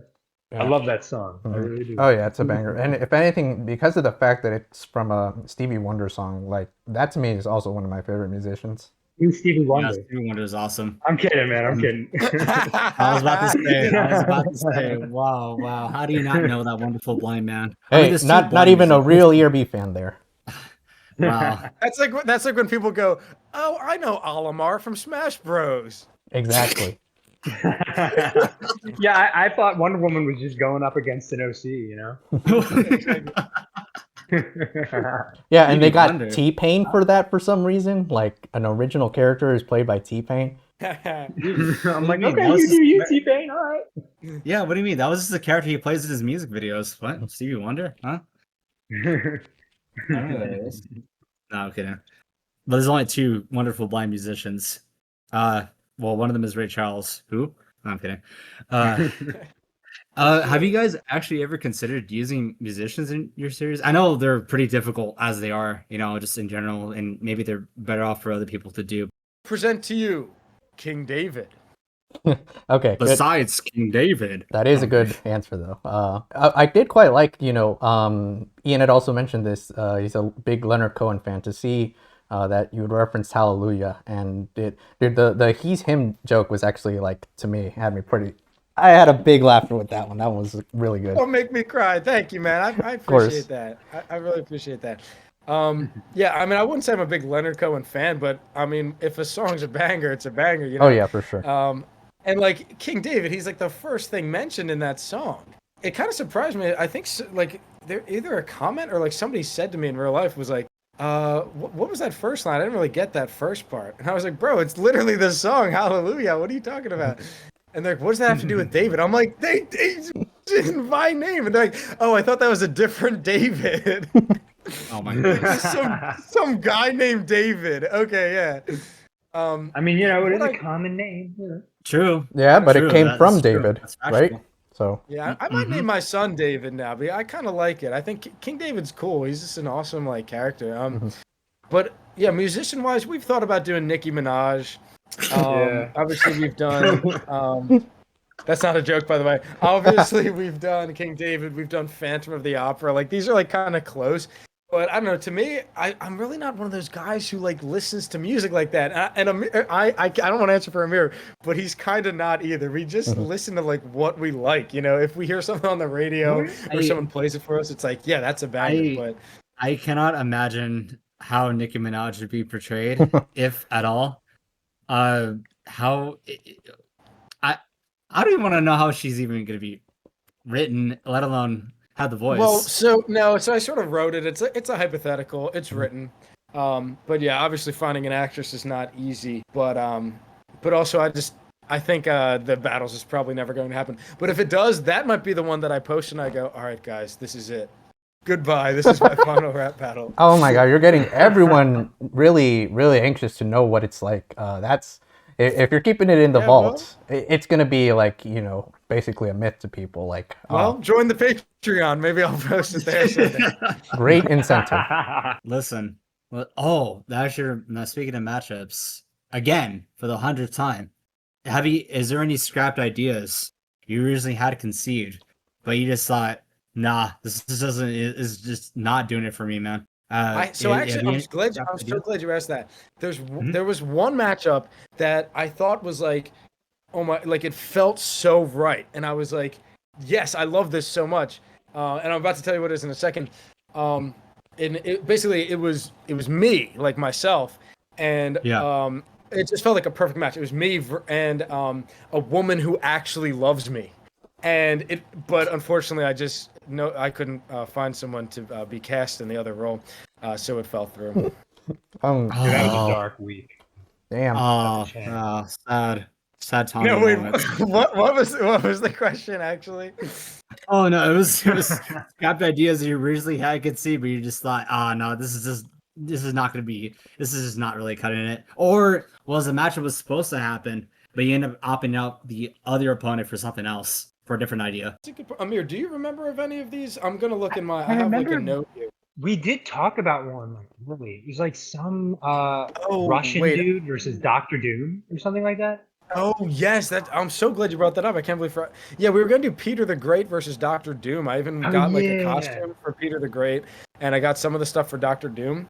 But I don't know, like the bars just kind of felt not that hard hitting, and the connection was just kind of like, oh, they're like Eastern rulers who kind of like modernized their country.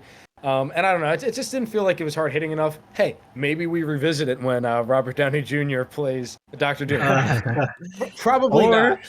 Or I was thinking there is another good idea that I don't really want ERB to do, but I think it's pretty good, solid on its own. Maybe you could consider it. I was thinking maybe Castro could go into this Doom. I mean, there's some little parallels. That one, I think I'd be a little more for that one. But you gotta admit at a certain point, Doctor Doom is actually like a good ruler of his country. And look, I don't know enough about Castro to comment on it, but from what I've heard, it seems like not good things. But yeah, there's some ideas actually. So that's one of them. My brother Biffy Jiffy was actually able to wear that Peter the Great costume for Halloween one time. So thankfully he got some use out of it. We were thinking about doing Gollum versus Piggy, like Gollum from Lord of the Rings, Piggy from Lord of the Flies, just because the names of the books are similar. And obviously he could like compare him to like the fat hobbitses, or whatever. And then like we had this one line where we're gonna have him be like, and I can't do the voice. I wish Stofferex was here, but like Gollum was gonna be like, we're gonna have another piggy's head on a stick, like just some like boom, like I don't know. I then considered maybe we do like a group kind of thing, like a few of the characters from maybe like Ralph, Jack, Piggy, and Simon versus like the four hobbits or something like that. But I don't know. It just seems like a lot of work. And honestly, I was never that big of a fan of Lord of the Flies. Yeah, same here. I brought up to what's up? Oh no, I was gonna say same here. I actually kind of hate the book. So do I. Yeah, I was forced to read it in high school. It was not okay. Dude, it's just annoying. I was in 9th grade. Well, you know what? I'm glad I didn't make it then. And then we have another one I was going to do, Roderick Heffley versus Ferris Bueller. And I know that like a lot of people would think like, oh, why not Greg Heffley? I don't know. He just has done a lot. Like him versus Anne Frank. How could you top that? And Roderick, there's more aura to Roderick. I don't know. He's like, kind of grumpy and he's like a loner kind of like guy. But then Ferris Bueller's like all popular. Like there's that dichotomy there. And another line I wanted to do is something like Roderick be like, you're boring like a Ferris wheel. I'm like the cranium shaker, like the crazy ride. Ooh, I know. Just like that reference. And I had like certain things written down, but sometimes you just feel like there's just not enough there to justify it. Yeah. And I told you guys about the one idea I had. Do I get to find out what that was for now, or the Vegeta one? Mm-hmm. Oh yeah, for sure. Got it up here actually, so let me send it over to you if you want to take a gander at it. Oh my gosh. Yeah, there it is. Oh my goodness. So just to explain that one, it's Kamehameha the First versus Vegeta. Part of that speaks for itself. He does the blast and whatever. But they're also just like I don't know, like the kind of like some of the last rulers of like a dying empire before like Frieza and like America came. So I feel like there's a lot of connections there, and plus like Kamehameha was like 7 feet tall. Like that alone is like, whoa, this guy's cool. So yeah. Yeah, and I think I've never Vegeta's seen pretty Dragon short. Ball. Yeah, there you go, dude. I've never seen Dragon Ball. I know that sounds crazy because I just said that should be the rap battle. But it's like a lot of times I get into something because a rap battle was really good. I'm like, oh, let me find out more about it. And I just feel like, maybe some people felt like they didn't go super in depth with the Goku Superman battle. So maybe this is the chance to like, do a little more like niche references. I don't know. I think it'd be cool. Yeah. It's always neat seeing other characters that's not exactly Goku all the time. It's always going to be Goku, obviously. He's the main priority as often as possible. But it's always nice seeing other characters take the forefront, especially in the case of Vegeta. But you would think, because the dude has so many cool, thematics about his character. I think he connected practically anybody. I'm speaking to somebody I've seen a bit of Dragon Ball when I was in high school, but not as much of it. I'm not a fan by any means. I do not care about the show, let alone all the manga. Yeah, same for me. And I would say, honestly, the best Vegeta matchup I think is Zuko from Avatar: The Last Airbender. I want to see someone take that. That'd be kind of fun. That'd be awesome. But I'll be honest, I've never seen Avatar either, but I know Amir has, and he quite likes it. So. Amir, you're forgiven. Yeah. Can I be forgiven on Amir's behalf? Okay. Because you're Tommy Salami, the Great, I will. Tommy the Great Salami. Mm-hmm. There you go. The Great Salami. Not the Great Bologna or the Great Pepperoni, but still good enough, I'd say. It's salami, okay? How do you not like salami as a just prime dish? It's pretty good. It is. I do think it's one of the best lunch meats. Although I will say the origin of my name has nothing to do with. I didn't even know what salami was. It was like second grade, and they did like the Native American. You know how like that was like one of the units like in like early elementary schools, like learn about Native Americans. Yeah. They had us like come up with like our names, and like they were thinking do something like Running Wolf or like Big Bear or like something like that. And I remember people were telling me, you should do Tommy Salami. And I'm like, what? I'm like, first of all, what even is that? But I was like, no. And so I went with Silver Bullet. And like, I was trying to be like edgy. And the reason I went for Silver Bullet is because I wanted to be Dark Shadow, but somebody else already took that. Listen, you gotta mellow the edge, man. You almost cut me right there. Jeez. I know. I literally, like, my favorite character back then was Shadow the Hedgehog, so you can see where it's coming from. Mm-hmm. Oh, Shadow Battle in the future? Just saying. Probably not. Honestly, I've never really been that into, like, the Sonic lore. But I know enough. I know enough. Me neither, no. I'm never was into Sonic. Never played a single lick of his games. At all. Except for maybe playing as him in Smash Bros, but I don't count that. And I once played one of those little McDonald toys that they sold as like mini video games. Oh yeah, that's right. Yeah, they kind of provided those at one time. The Happy Meals. Mm-hmm. Yeah, because they had them for the Sonic movie. Dude, you guys see Sonic 3? I did. Did not see it. Dude, it's actually so funny, bro. Like that movie had me giggling in the theater. I was laughing more than some of the kids were. Like, I don't know, just like he's hanging out with Dr. Eggman's hanging out with his grandfather, who's also Jim Carrey. Oh my gosh. If you haven't seen it, watch it. And that's me talking to you and the audience. Yes. Listen to Tommy Salami right now. Obey. Do it. That was a funny one because I don't know anything about Sonic either, but I was like surrounded by people who like really did. So hearing them freak out about things that I didn't understand was kind of funny. Just wow. Like I've never been in that kind of, you know what I mean? Like whenever something would happen, I was like, what happened? And everyone would lose their minds. Like that was just kind of fun. And then the guy in the seat next to you was like, pissed off. You're like, hey, what's the matter? I thought that was pretty funny. He's like, that's not what happens in the comics. That's me with MCU films. But don't worry, I'm not as too harsh as it is. Oh, actually, yeah. Bro, you got to tune out. MCU stopped being good at No Way Home, my brother. That's actually factual. You know what? I'll take that. I see how it is. But you still used me in one of your battles, so go figure. Maybe you'll bring him back. You'll bring Spider-Man back for another. He's one of the guys that could probably make a comeback, but I don't know. I Tarzan. just feel like I want to do well. There it is. Spider-Verse battle. Yeah, I know that Stofferex kind of went off on a whole thing about Tarzan. I didn't know there was that much lore to Tarzan. Same here. I was so ignorant when it came to Tarzan. As far as that idea goes, I didn't realize how much of a gargantuan character Tarzan is for just history. He is massively important, crucial to everything in fiction. And he's cool, man. I love Tarzan, and I don't know. I get the feeling that Tarzan might be a character for you. Dude, it seemed like a very Tommy character. Well, not you portraying him, but just using him. I meant to say.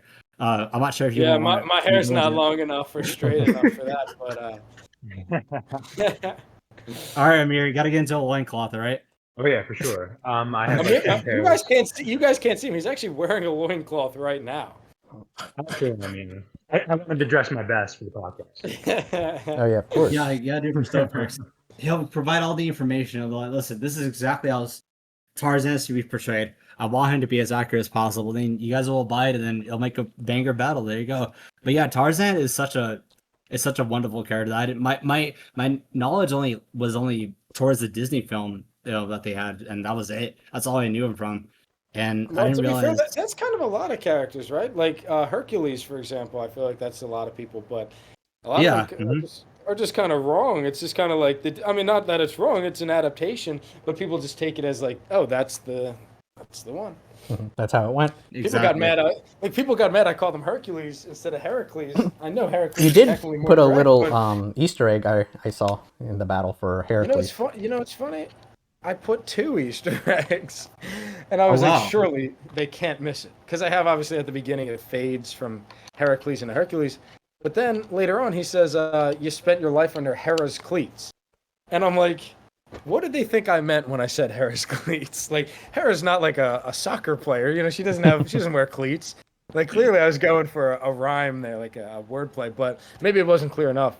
But yeah, because everyone's like, actually it's Heracles, and I was like, I don't know. It peeved me off, and I'm on one hand I'm like, I can respect the grind of like accuracy, but on the other hand I'm like almost insulted. I'm like, dude, research is my thing. You think in my like decades of research that I didn't come across the fact his name is Heracles?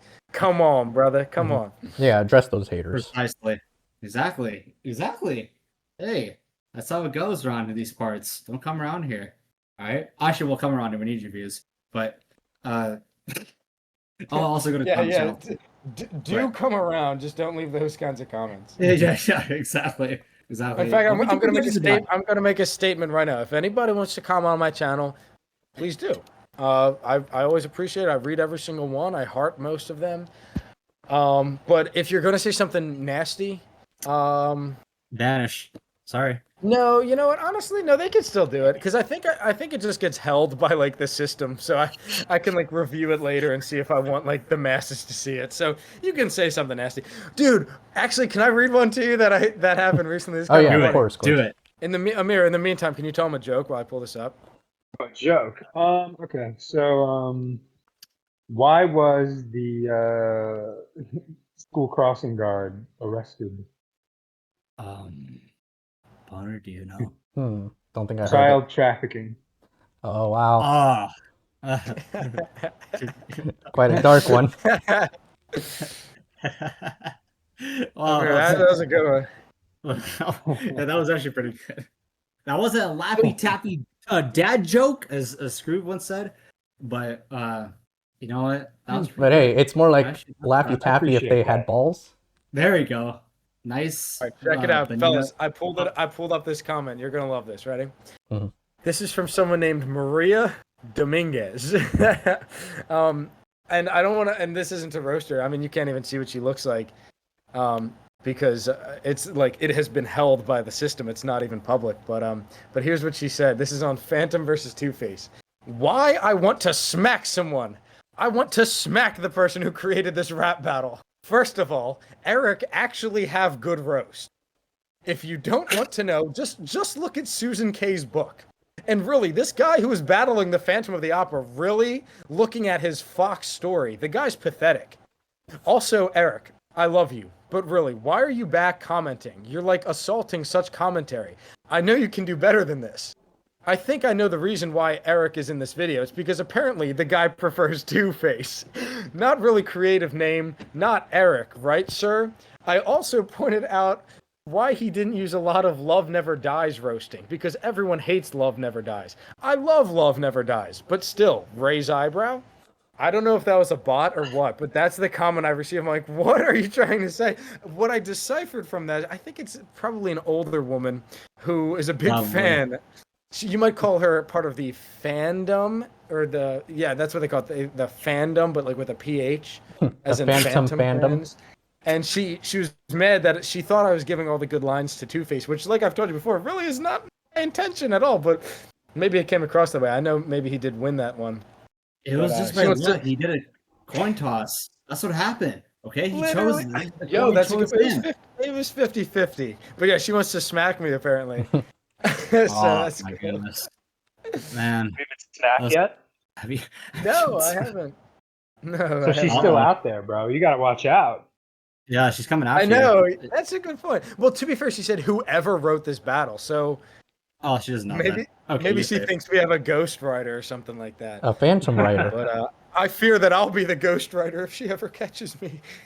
Oh no! Hopefully we never come across her. Yeah. And by the way, I just want you to know she commented that twice because it was held twice in there. Like she thought the meme of like writing and it's like on fire. Like she thought it was that good. She put it in a second time. She's probably like, why isn't it posting? Oh my goodness, that's the comment for the ages. I thought ERBP got some colorful language to be said, but we won't say that here. But or maybe on par with the wiki, even so. But I don't want to talk about those guys. Anyway, that's probably the most least harmful comment. Else, at the same time, hilariously harmful comment you ever gotten? Simultaneously? No, I wouldn't even call it harmful. I just saw it and I kind of like for a second. I won't lie. I'm not like immune to feelings. I know I present myself as a stoic guy, and I try to be all nonchalant and whatnot. But sometimes things be hurting my feelings a little bit. And when I first saw it, I was like, she wants to smack me, and like there was a little bit of hurt in my heart. But as I kept reading, I was like, oh, like I don't know. You have to be like charitable, and you have to understand like, okay, this person doesn't actually know me. So that they can't really say anything about my character that should hurt me because they don't really know me. They're only basing it off of one rap battle. And like, where is she coming from? Well, she's probably a Phantom of the Opera fan. And she, just like I was like 13 years old and I'd be like saying, no, Ash Ketchum beat Charles Darwin. He clapped his cheeks in that battle. Like, and I'm in there and I'm mad and I'm like, in the same way, I mean, some people maybe just don't grow out of that. I don't know. And so I try to just be charitable and be like, okay, you know what? Yeah, we're just all humans. We're just all trying to get along. even when a granny threatens her life, you still respect her. I commend you. Why is she so sour? We should call her Granny Smith. Yo. Jeez. I think it's time to use some sort of elderly character in your series now. Aunt May, there you go. I see this series. That's kind of funny. Yo, that is kind of funny actually. Don't say verse Aunt Jemima, although that would be kind of cool. But if you guys, I'm gonna just say this: if you guys like the old characters, just you wait, bro. Wait for this next one. Oh my goodness gracious, that's going to be an event. I don't think they get a whole lot older than this guy. Oh man, you guys see. Actually, we got a couple old ass dudes coming up in our next like 3. So, yeah.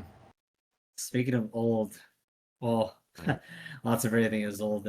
But you know what though? I don't consider it old as long as it's good. If it's good, who cares if it's old? You know what I mean? But you know what? It's an oldie but a goodie. Exactly. That's the perfect phrase. Hey, you know what? I wanted to ask you, and I'm not sure if this is being consideration as well. 2 things actually. This kind of coincides with my other question as well. Well, I know you've used animated characters. That's only because they're doable in live action. But will you consider using more animated characters in your, if they're doable? That is, well, maybe not in live action, but maybe in a certain other way to kind of circumvent that. How you want to portray them? Animated like Bugs Bunny or Mickey Mouse or whatever. Yeah, I don't think I'm gonna do either of those guys per se, but no, I just think our niche is live action, and I think we're good at that, and so why change it? I think people come to our and obviously I do a few of those battles. I don't know what you would call if there's like a name for it, but like editing like clips that you find of like C-3PO and Optimus Prime. Yeah, like an AMV, I think. Thank you. Yeah, something like that. So yeah, those kinds of things are basically what I would probably stick to. We do have, I will say, we have a puppet video that will eventually drop, so people can look forward to that. I think I teased that in one of these chats here actually not too long ago, because someone was like, "Oh, you should do puppets." I'm like, "Okay, I'll do it." But I think, I don't know. There's just certain people who do animation, like Freshie does it every once in a while. Eddy FRB, obviously that's like his thing. And I've even pitched to him, because I had an idea for an animated one. I said he should do regular show versus Smiling Friends, because it's, I don't know, it's just like a similar vibe. It's like the best friends like working for a company. I thought they could make a fun clash, but he's like, "Dude, I'm animation versus anything, not animation versus animation." And I'm like, "True, but to be fair, conflict of interest." I'm like, to be fair, does animation not fall under anything? So if anybody's gonna, bend the rule, it's you. You can bend the rule for yourself. We've talked about this so many times that Eddy does quite like to bend the rules. Hell, the last one was actually DreamWorks versus DreamWorks. So explain that, Eddy. What was his last one? Mr. Wolf from the Bad Guys versus Dogman. Those Captain Underpants spin-offs. Okay. Yeah. I thought you were gonna say Mr. Wolf versus Fantastic Mr. Fox. I feel like that would have been kind of cool. Yeah, that would have been cool. Really, just the fact that, as you said, you thought maybe anything also includes animation. And you know what's funny? I remember also seeing someone mention a regular show matchup. It's like Mordecai and Rigby, parentheses regular show, versus Beavis and Butthead, parentheses Beavis and Butthead. They got to know where Beavis and Butthead are from. Beavis and Butthead, they're from Family Guy, right? Yeah. Ed and Eddy is actually from Ed and Eddy. I'm not sure if you guys actually knew that. I hope you know that they're from Ed and Eddy. I just have to let you know that. Yeah. Just Wait, the movie or the show? There's only one Ed and Eddy. The video game, I think. It's only the video. Yeah, I mean. Yo, did you guys used to play those Cartoon Network Flash games? Oh my god! Yes. Yeah, I could go on there for another hour with that. The one with the cars, what I'm talking about? Yes, me and Red talked about that. The Wheels of Fury. Derby Dash or something. Oh, was that what it was called? Well, it was like the sequel where it had actual power-ups, so I love that one. Dude, that was such a good game. Mm-hmm. Oh my gosh. Oh my goodness, you're such a Cartoon Network endorser. Mm-hmm. Love you. For sure. Dude, people in my comments always want to, they're like, "You should do Ed and Eddy." And I'm like, I don't know. I don't dislike Ed and Eddy, but I don't feel like I'm as much of a fan to like do it the service that people would want. Mm-hmm. That's and also, fair. Like, if you do it, it's got to be a 3v3, which is just a lot of people to coordinate. That's true, but they do have quite a lot of good matchups besides, like, say, the Three Stooges, Superbad, The Hangover, list goes on. No, there's one too many. Superbad is kind of funny. I love, what's his name? McLovin. He's so funny. I wish he was in more stuff. But you guys have seen, well, of course, yeah. Hamlet versus Oedipus? Mm-hmm. Yeah. And you've seen Two-Face versus Phantom. We have this guy, Mustache Mike, who lives in the same house as me. And he just would be like such a perfect McLovin if he shaved his mustache. So that is kind of a funny idea. And I have played Michael Cera before. Mm-hmm. I don't know.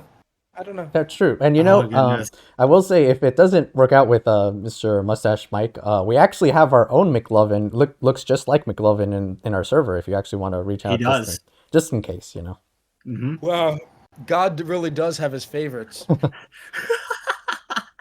I mean, listen, he's an organ donor too. So, okay, I'm kidding. But listen, you got your McLovin, you got a bunch of McLovins everywhere. It just says McLovin. Anyway. Wait, so is his name that actually being said, McLovin in the server? Yes, it is. Yeah, no, actually, it's funny. He was also in Deadpool versus Peter Griffin, just as his plushie of Harambe, a gorilla. I don't know if you guys have also checked, or you in particular, Tommy, have checked out Mr. J's battles. If you saw his latest one, that was weed versus cigarettes. Yeah. Justin.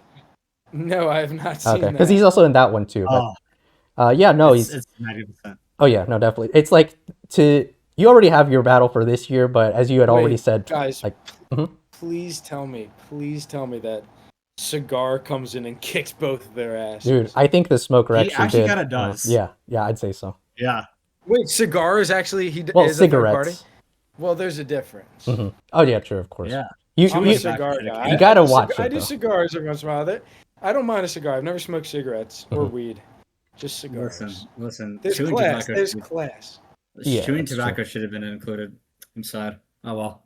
There Nah, could have that been a shit's lot. nasty. Did they do vape or something? They like did that? vape, Yeah, vape was there. vape, Okay, alcohol, and that should have been like a three-way battle. I and then feel meth. like. Meth. Oh, and meth. then meth. Oh my gosh. Yes. Wow. And then, I mean, I guess a spoiler, but you know, at the very end comes in guy with a life, Portrayed by chaotic rap Garrett battles. from Chaotic Rap Battles. Good job, Garrett. Oh yeah, you really need to watch it on your own time. It's very wholesome actually. He saves them. I probably should. I have a lot of catching up to do. Only every once in a while do I skim like the Battle of the Month submissions, and then I just click the ones that like have some kind of interest to me. Oh yeah, no, this Listen, you have to get Garrett on your series. You have to get him. Please, you have to get him. What's his name? Garrick or Garrett? Garrett. Garrett. Okay. With the TTT. You know, Is that Raccoon Bra or whatever? No, that's a different guy. No, it's Chaotic Rap Battles. Garrett, Okay. the old dude who has a life, who touches grass. Well, the weed guy could have an argument for touching grass too.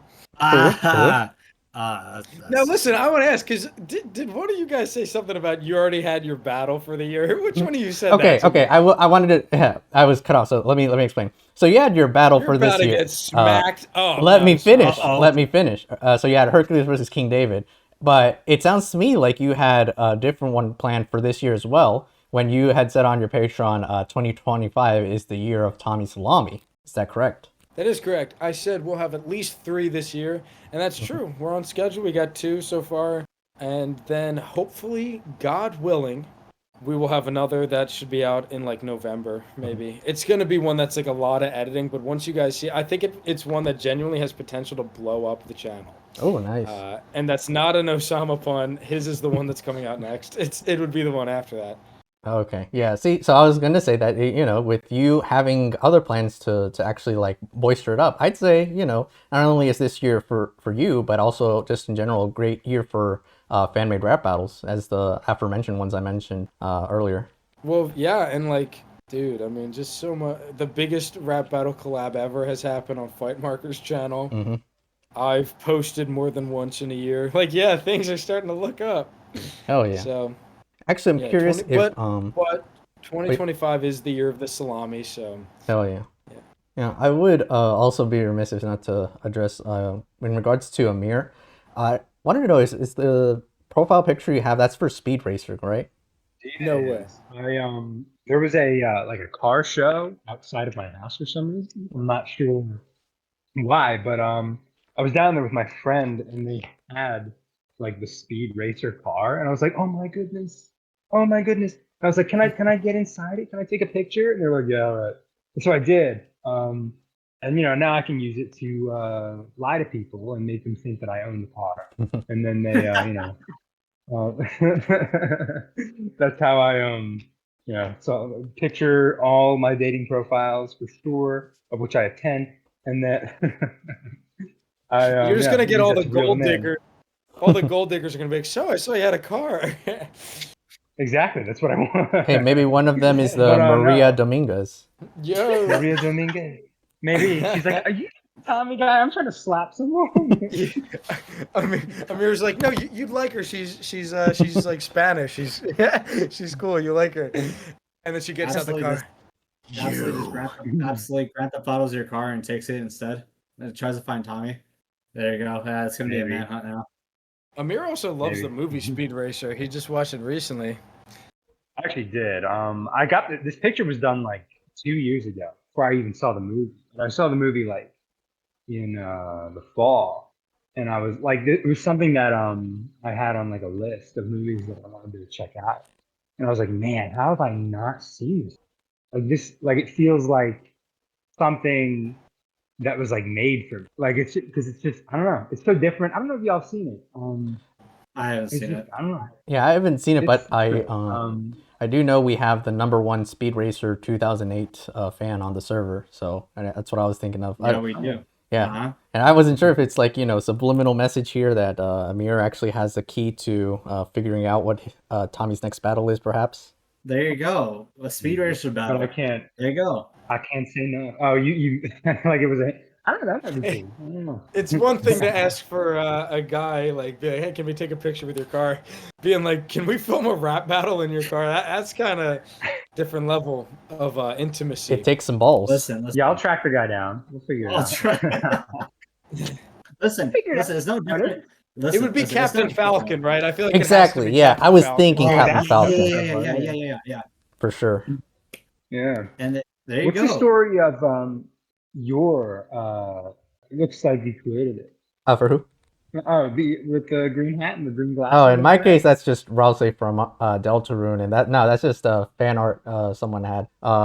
It was a funny coincidence that the exact same minute that I posted it, someone had shown me like they also did a cover art of a ERB matchup for Rousey versus Ozzy Osbourne, because they're both known as like the Prince of Darkness, and it was the exact same image. I'm like, oh shit, I was just looking for one, and I found this one, and now I see that you posted it the same minute. It's like weird coincidences just keep happening like that. Yeah, Wow. look, Rolsey looks good with those Scru Face Jean glasses. Oh, true. Speaking of, I already talked about comic books, television characters, animated characters, film characters, and whatnot. Now, I mean, I know King DDD does count. You haven't really used one since then. Is there any plans to use any more video game characters in the future? Maybe not. Okay. No, to be honest. You know what? I'm just. I was subscribing to your channel. Okay. I'm not the biggest gamer in the world. Like first of all, I'm just not very good at video games. But I don't know. I tend to be more of like I don't even watch movies that much. Like unless if it's for research for a rap battle. I don't know. I watch YouTube. But like, yeah, I don't know. Like DDD, that's just like a fun guy. Like I don't even think of him so much as a video game guy. Like you even heard in there, I did the voice from the show. Yeah. Escargoon, and all that stuff. So I don't know. And I like the games I tend to play, and Amir can vouch for this, tend to be like Mario Party, Gang Beasts, and Smash Bros, and like Quiplash and Duck Game. Those are like the only games that I play because they're like we're party social games. gamers. You guys So are I mean, hardcore unless if we're gamers. doing like Gang Beasts versus I don't even know what the Bloods and the Crips, like unless if we're doing that, like. I just can't see myself. And I did do Magneton, right? So Yeah. Pokemon, love Pokemon. It's like always been one of my favorite things. When I posted that, Just Gamer commented. He was like, "You're the last guy I expected to do a Pokemon battle." And I'm like, I guess I never really did give any indication that I'm like besides like a Pokemon video I made like a while ago. Why would they know that I love Pokemon so much, And I always wished like it would be cool to be invited on one of those ciphers. You know how they're always doing like champions or like rivals or like villains, like the villain cipher. Dude, that's such a banger, dude. And I'm like, I could write for that. I don't have the best rapping voice, but I'm like, they could mix it and make me sound cool. Like I would love to be in one of those. That would be so awesome. But yeah, I do love Pokemon. So that's one I would maybe consider. Oh yeah, coming back to. Really, I would say maybe you have like the best Pokemon battle I saw, because you're so creative with the lines, and it's like, it's hard to make a real good, like maybe you're using the anime and it could be substantial, but like for actual Pokemon, it's like, to quote one I actually find pretty funny, it's like someone gave an example, like say, it's just, I'll bite your body armor because your defense is too low, hike jump kick your rocky helmet, your speed's too slow, that kind of stuff. It's like, just puns on the Pokemon abilities and moves generally. I think you had a lot of great stuff to work with, surprisingly, for Magneton. There's a way to do it and a way not to do it, just like most things. So one challenge I kind of gave myself for that one was like, see how many Pokemon move names you could kind of squeeze in and see if people pick up, like takedown or like attract and stuff like that. Just yeah. I don't I know. get a kick out of those. That's pretty cool. That's why I liked it when Ash versus Darwin actually had the ones that are actually noteworthy enough they recognize, you know. Mhm. So that's awesome. I actually like those.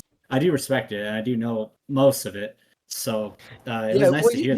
you can tell when it's authentic and when it's not. Like Yeah. you can do a wiki, or you can do like a I should say Bulbapedia search, right? And be like, oh, okay, these are the moves this guy learns. Like, oh, he evolves at this level or by this method. Oh, like here are some items that are in Pokemon. But like, unless you really know ball, like it's gonna show. And I hope that I show that like extra deeper level of knowledge of Pokemon in that rap battle. Mhm. Oh yeah, for You sure. know what?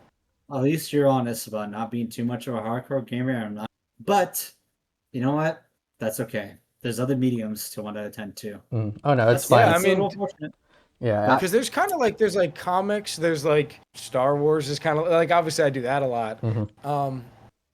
I've been trying to open up like Bible recently as like another source of characters and stuff like that. And ever since I did King David, it seems like a lot of people have been giving me suggestions like, oh, he's the Christian rap battle guy. Let's give him these suggestions. And there's some in the comments that I've been looking at. I'll just say that looking at very intently. So I listen. I'm not gonna not. I can't really tell what it is, but do you think Brutus versus Judas could fit within your series?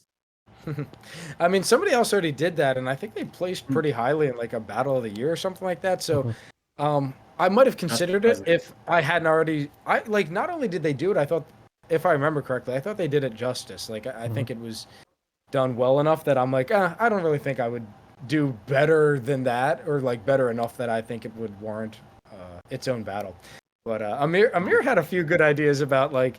Because we like the ancient stuff, like Old Testament, ancient Greek, like that kind of thing. And Amir had a really good idea, and we might not even bring it up because we might do it in the future. But no, we were cooking on some of those ideas there. Oh man, if that's the case, we're definitely gonna get the four horses of the apocalypse in your series. I know for a fact. I know it. We have to. Well, Yeah, they're gonna go up against the Beatles. Oh no. No, the Impractical Jokers. Oh, didn't we talk about doing something with the Impractical Jokers at some point? We were gonna do Beatles versus Impractical Jokers at one point. Because I remember the Beatles one. That is an interesting one, but I don't know. I don't think there's enough to say. We don't know enough people. They have some information. I mean, well, if I did enough research, I'm sure I could think of something. Because I watched like every episode of the Impractical Jokers, but like I don't know, the Beatles just don't really like. I don't know if this is controversial. They're okay. Like I don't know, they're not my favorite band in the world. Like they have a lot of lore to them. They have a lot of lore to them that I probably wouldn't feel like really getting into and like studying. Yeah.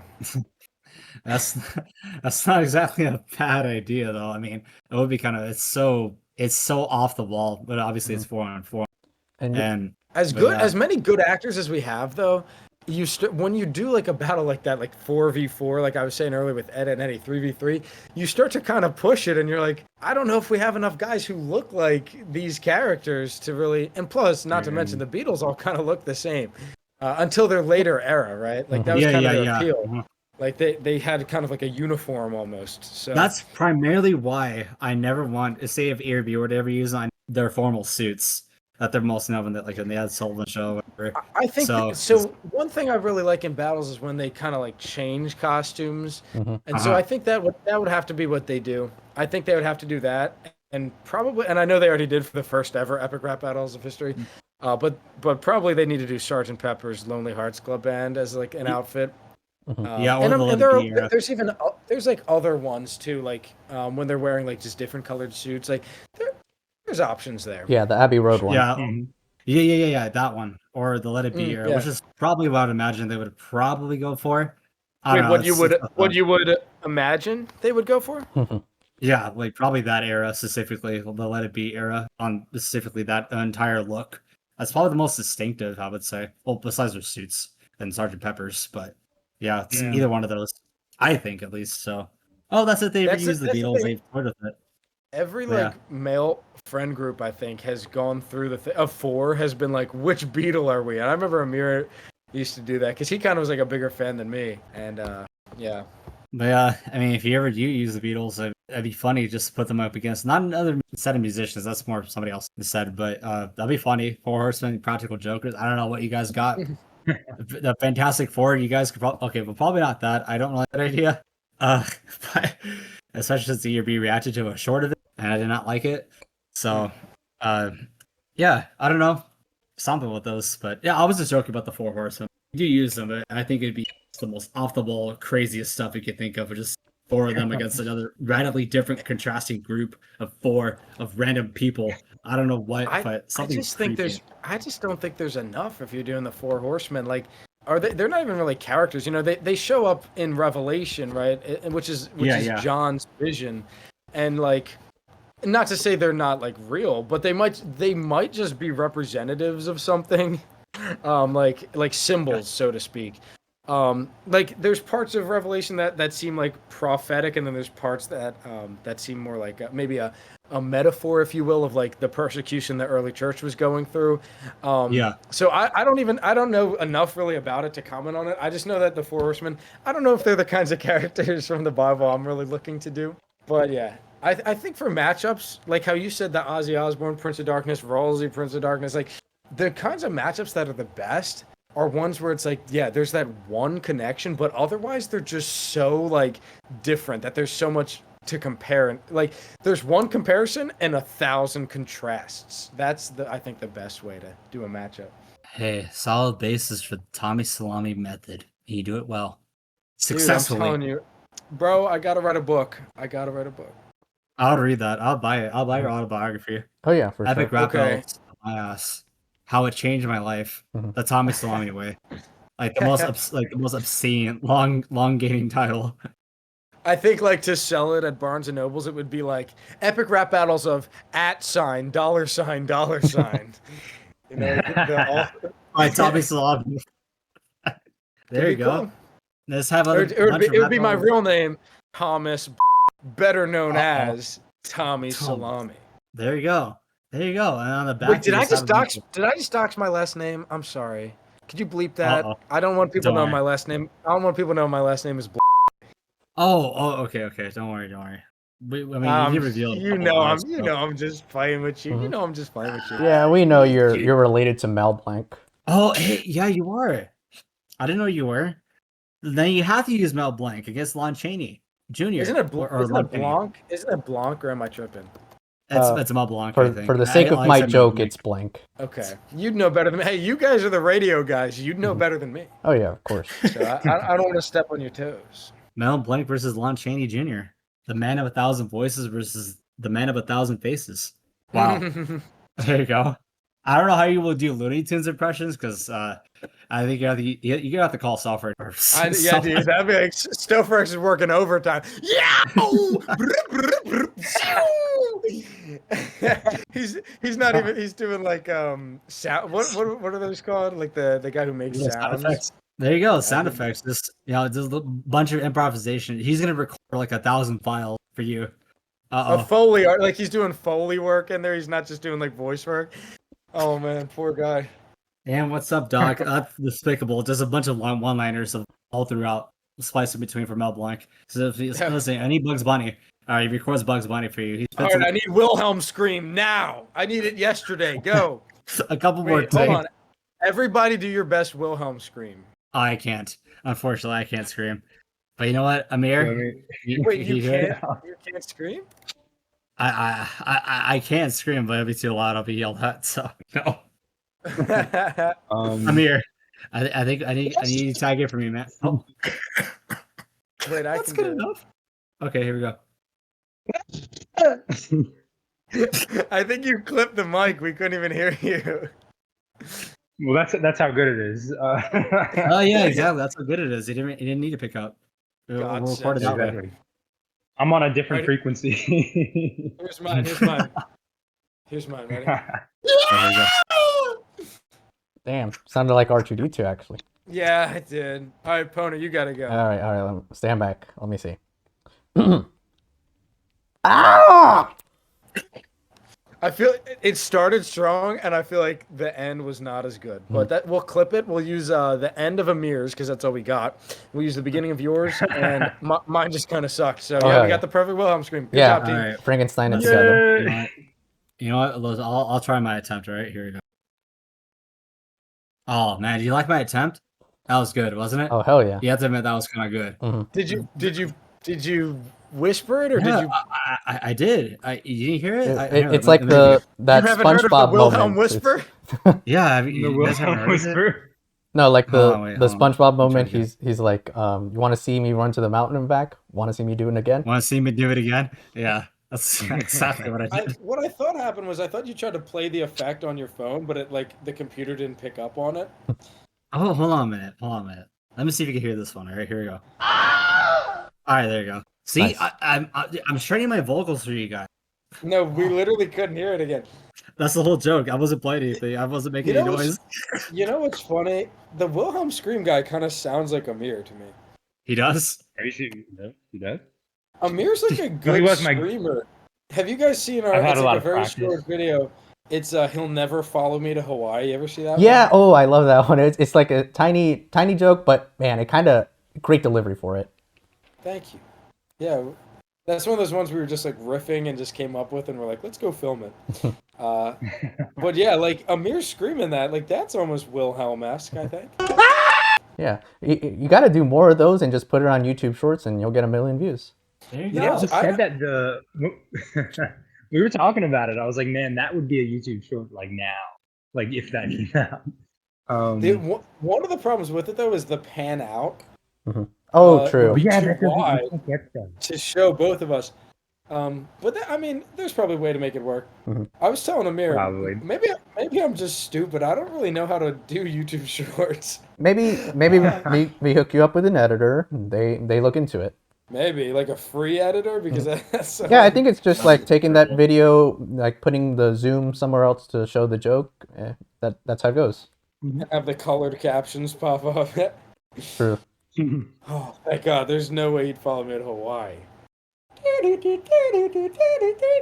Michael Myers. That's another That thing. pan out makes the joke. I know, dude. That was Biffy Jiffy filming. He did an excellent job That was on that pan. That's one of my favorite ones. I love that one. People ask a lot Okay. for us to do like horror type characters, and I'm like, I just don't really like horror movies, to be honest. Wow, Ghostface would have a field day with you if we were to call you right now. What's your But favorite there's so scary many people movie? making Ghostface battles. Like, I don't think we need another. You know what I mean? Well, unless until ERB gets to their Switch they want in like a There's a million years. channel. Well, there's a channel I saw recently who basically just does Ghostface matchups. Do you guys know who I'm talking about? Not sure. No. I forget his name, but I saw one Ghostface matchup. I'm like, that's kind of a weird matchup. I'm like, why would that guy go against Ghostface? And then I clicked on his channel, and like every single one of his was like Ghostface versus this guy, and I felt like I like came across like a stalker page of Ghostface or Wait a minute. something. I think I know what you're talking about. No, I know what you're talking about. Yeah, I've seen it in passing. I'm like, what is this? This is really weird. I don't know. Yeah, no shade to the guy, but I was like, I don't know. I'm like, after like 2, I feel like what more could you really say about Ghostface? I mean, Hey, he has 6 movies, right? Or 7 movies. it's- See, Soon I to don't be even 7 know. movies. See, I don't even know these things because I'm not a horror guy. And listen, it's not because I'm scared before anybody says anything. I'm actually really tough. I'm actually like a lot of people who know me in real life say I'm pretty tough. So I don't really want to hear it about me being like a scaredy cat because I'm okay. not.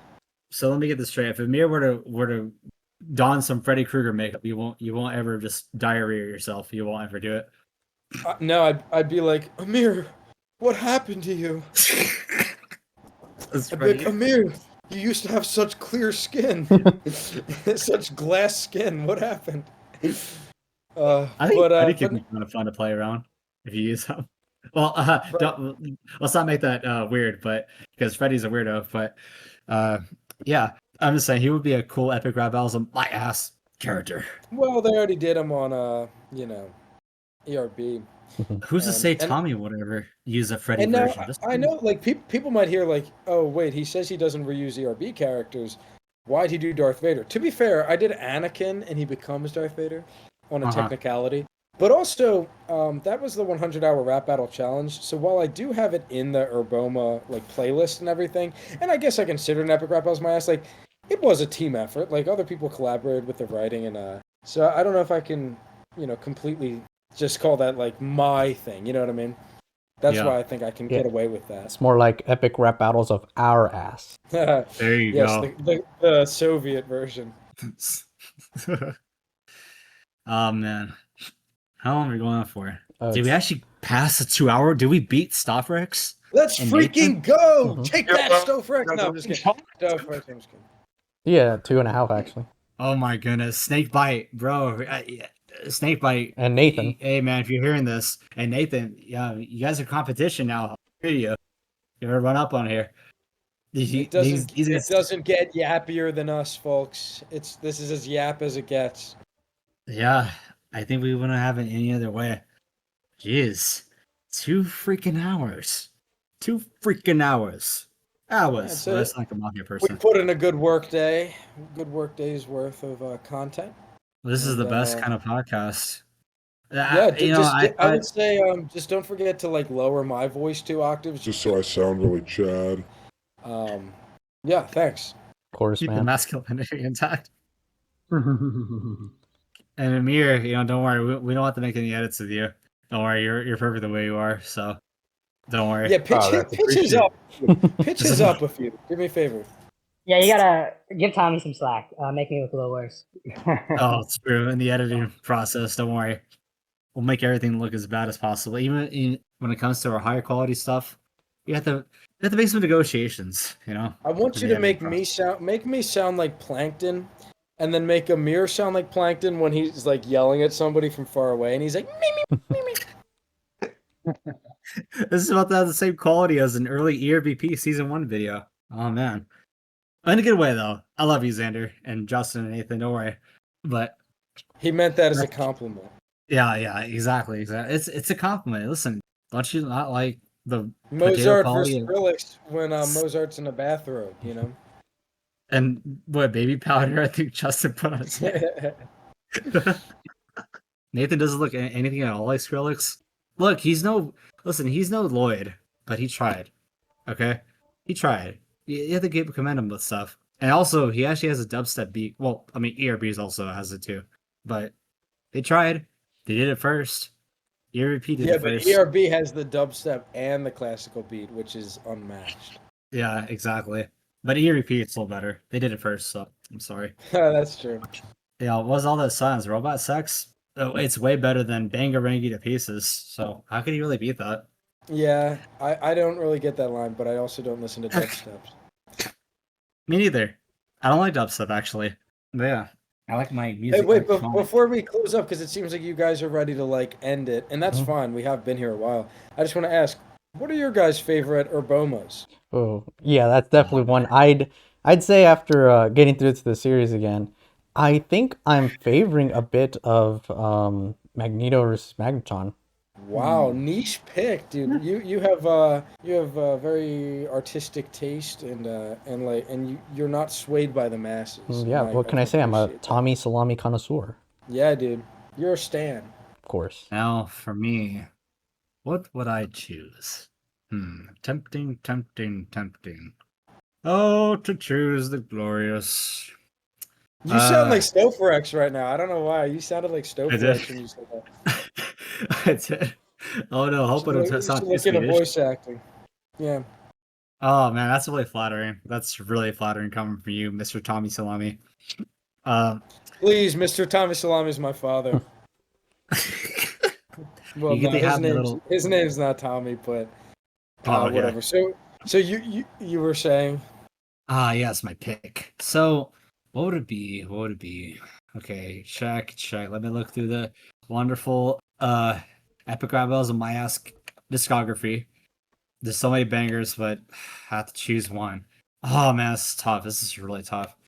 It's either between. This is gonna sound very, very a little bit played out for a choice, maybe, but it's either between Osama versus Where's Waldo and or King David versus Hercules because of Stofferex. So, and a runner-up though, A contender is Tommy Salommy versus well-informed consumer. Exactly. It's like a top three. Yeah, it's really me top right three. I'd say so, even just because of the fact that he sounds so defeated. Like I'm saying he as if he's not here, but you, Tommy, sound like you're quite disappointed that he walks away, and I'm like, I don't know, this is peak comedy to me. I'm glad you those are guys my think so. Mm-hmm. Yeah, I mean, Amir plays so well, the guy, like, who's just trying to get on with his day. Like, he's already done with the sale, and I'm like, please subscribe. But, and people were like, wait, why are you underwater? And I said, because my flow is so good. But we that's got the also canon another reason. one that I needed to. I don't know. I think that's one problem maybe with me is I don't really have an aesthetic. I don't even even my profile picture fluctuates from like year to year, so maybe that would help grow my brand. I need somebody to draw a little cartoon version of Actually, if anything, if you are looking into, little brand embellishments, I don't know if you're on, like, say, Spotify or YouTube Music, that stuff. Like, I don't know if you actually added it on to like get a newer audience and other people who are into rap battles, so they come up as recommend. Easy. Wait, I know. Like, say that again? You know how, if you're a musician and you count your channel as being like, a music channel, then you can get your song, your thing that you have uploaded on your channel to also go like audio wise to YouTube Music or Spotify, that kind of stuff. That's interesting. I don't use Spotify or Me neither. YouTube Music. I just use YouTube. But Hey, maybe someone out there, a Tommy Salommy fan, would be honored to help you out with that and run maybe that I mean, for hey, you. they made the genius lyrics for me. They didn't like break down any lyrics. They just made it for the song. I just thought that was kind of cool. Yeah, exactly. You probably could check, with any other people in the community. They help you out with some audio stuff and make it so that it's also ready to export on, other music platforms. I know exactly who to look forward to now. Xander, if you're ever out there, listen, Xander makes some fire on the down low.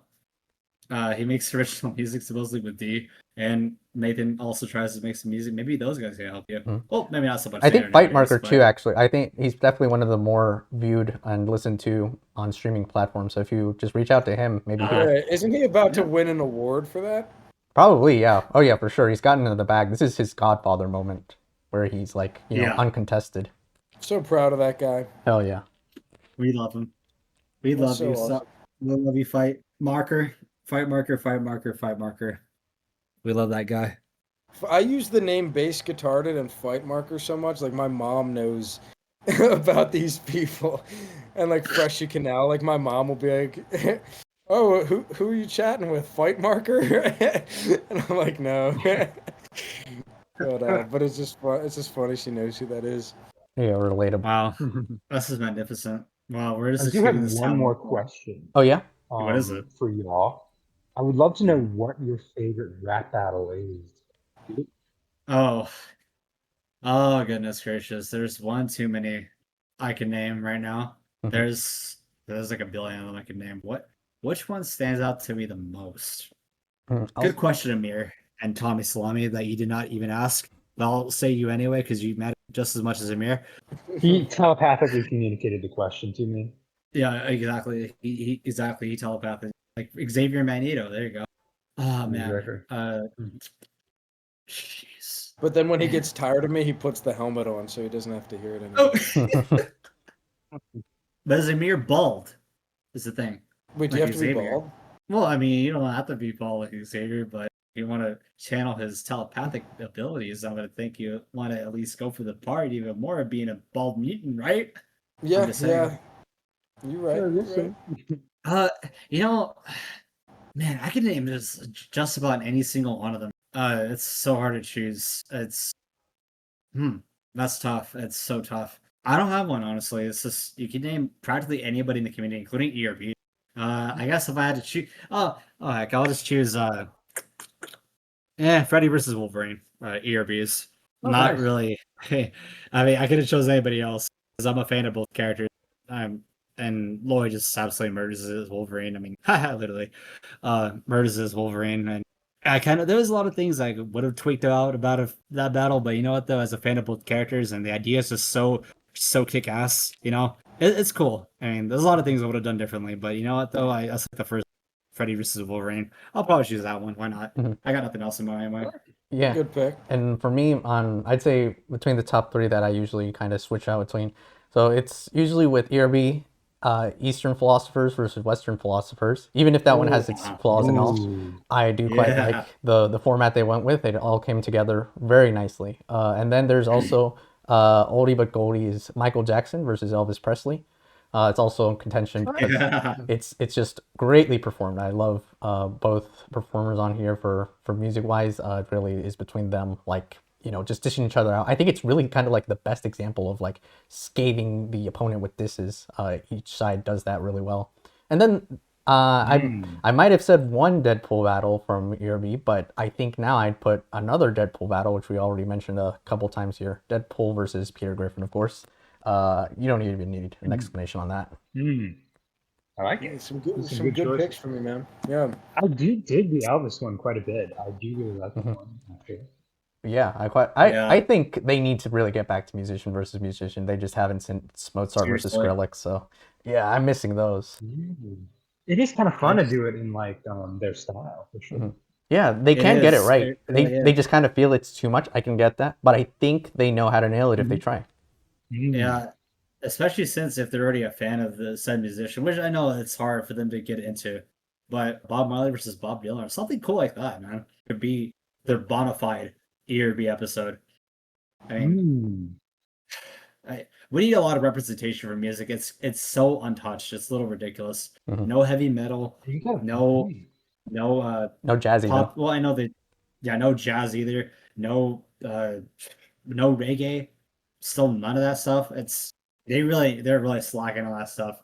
It's a little sad, but oh well, that's too bad. But maybe we'll see eventually. Who knows? But yeah, their musician battles always kill it. Why can't they just play ERB over the radio? What the heck, man? Dude, I said that one time. I said it like, someone was like, "Oh man, imagine if I had a store and I just like play ERB on loop." And I say, "Well, you're gonna have to also put like a little video in the corner to show people that like this nerdcore rap. It's not just like coming out of the box and like oh, what the fuck are they saying?" And they can see that they're rapping against each other and trying to like. You gotta make like a jingle 93.3 ERB, and then it comes in. Master Chief versus Leonidas comes in. Exactly, dude. I know some people would like that. Oh yeah, there's probably that audience of like 3 in one town or something. Hi, make that 4. Hello. Of course. Yeah, right here. But yeah, more musicians would be nice. ERB, please do them. But yeah, ERB, please do them because we will not be. So I'm sorry. Sadly.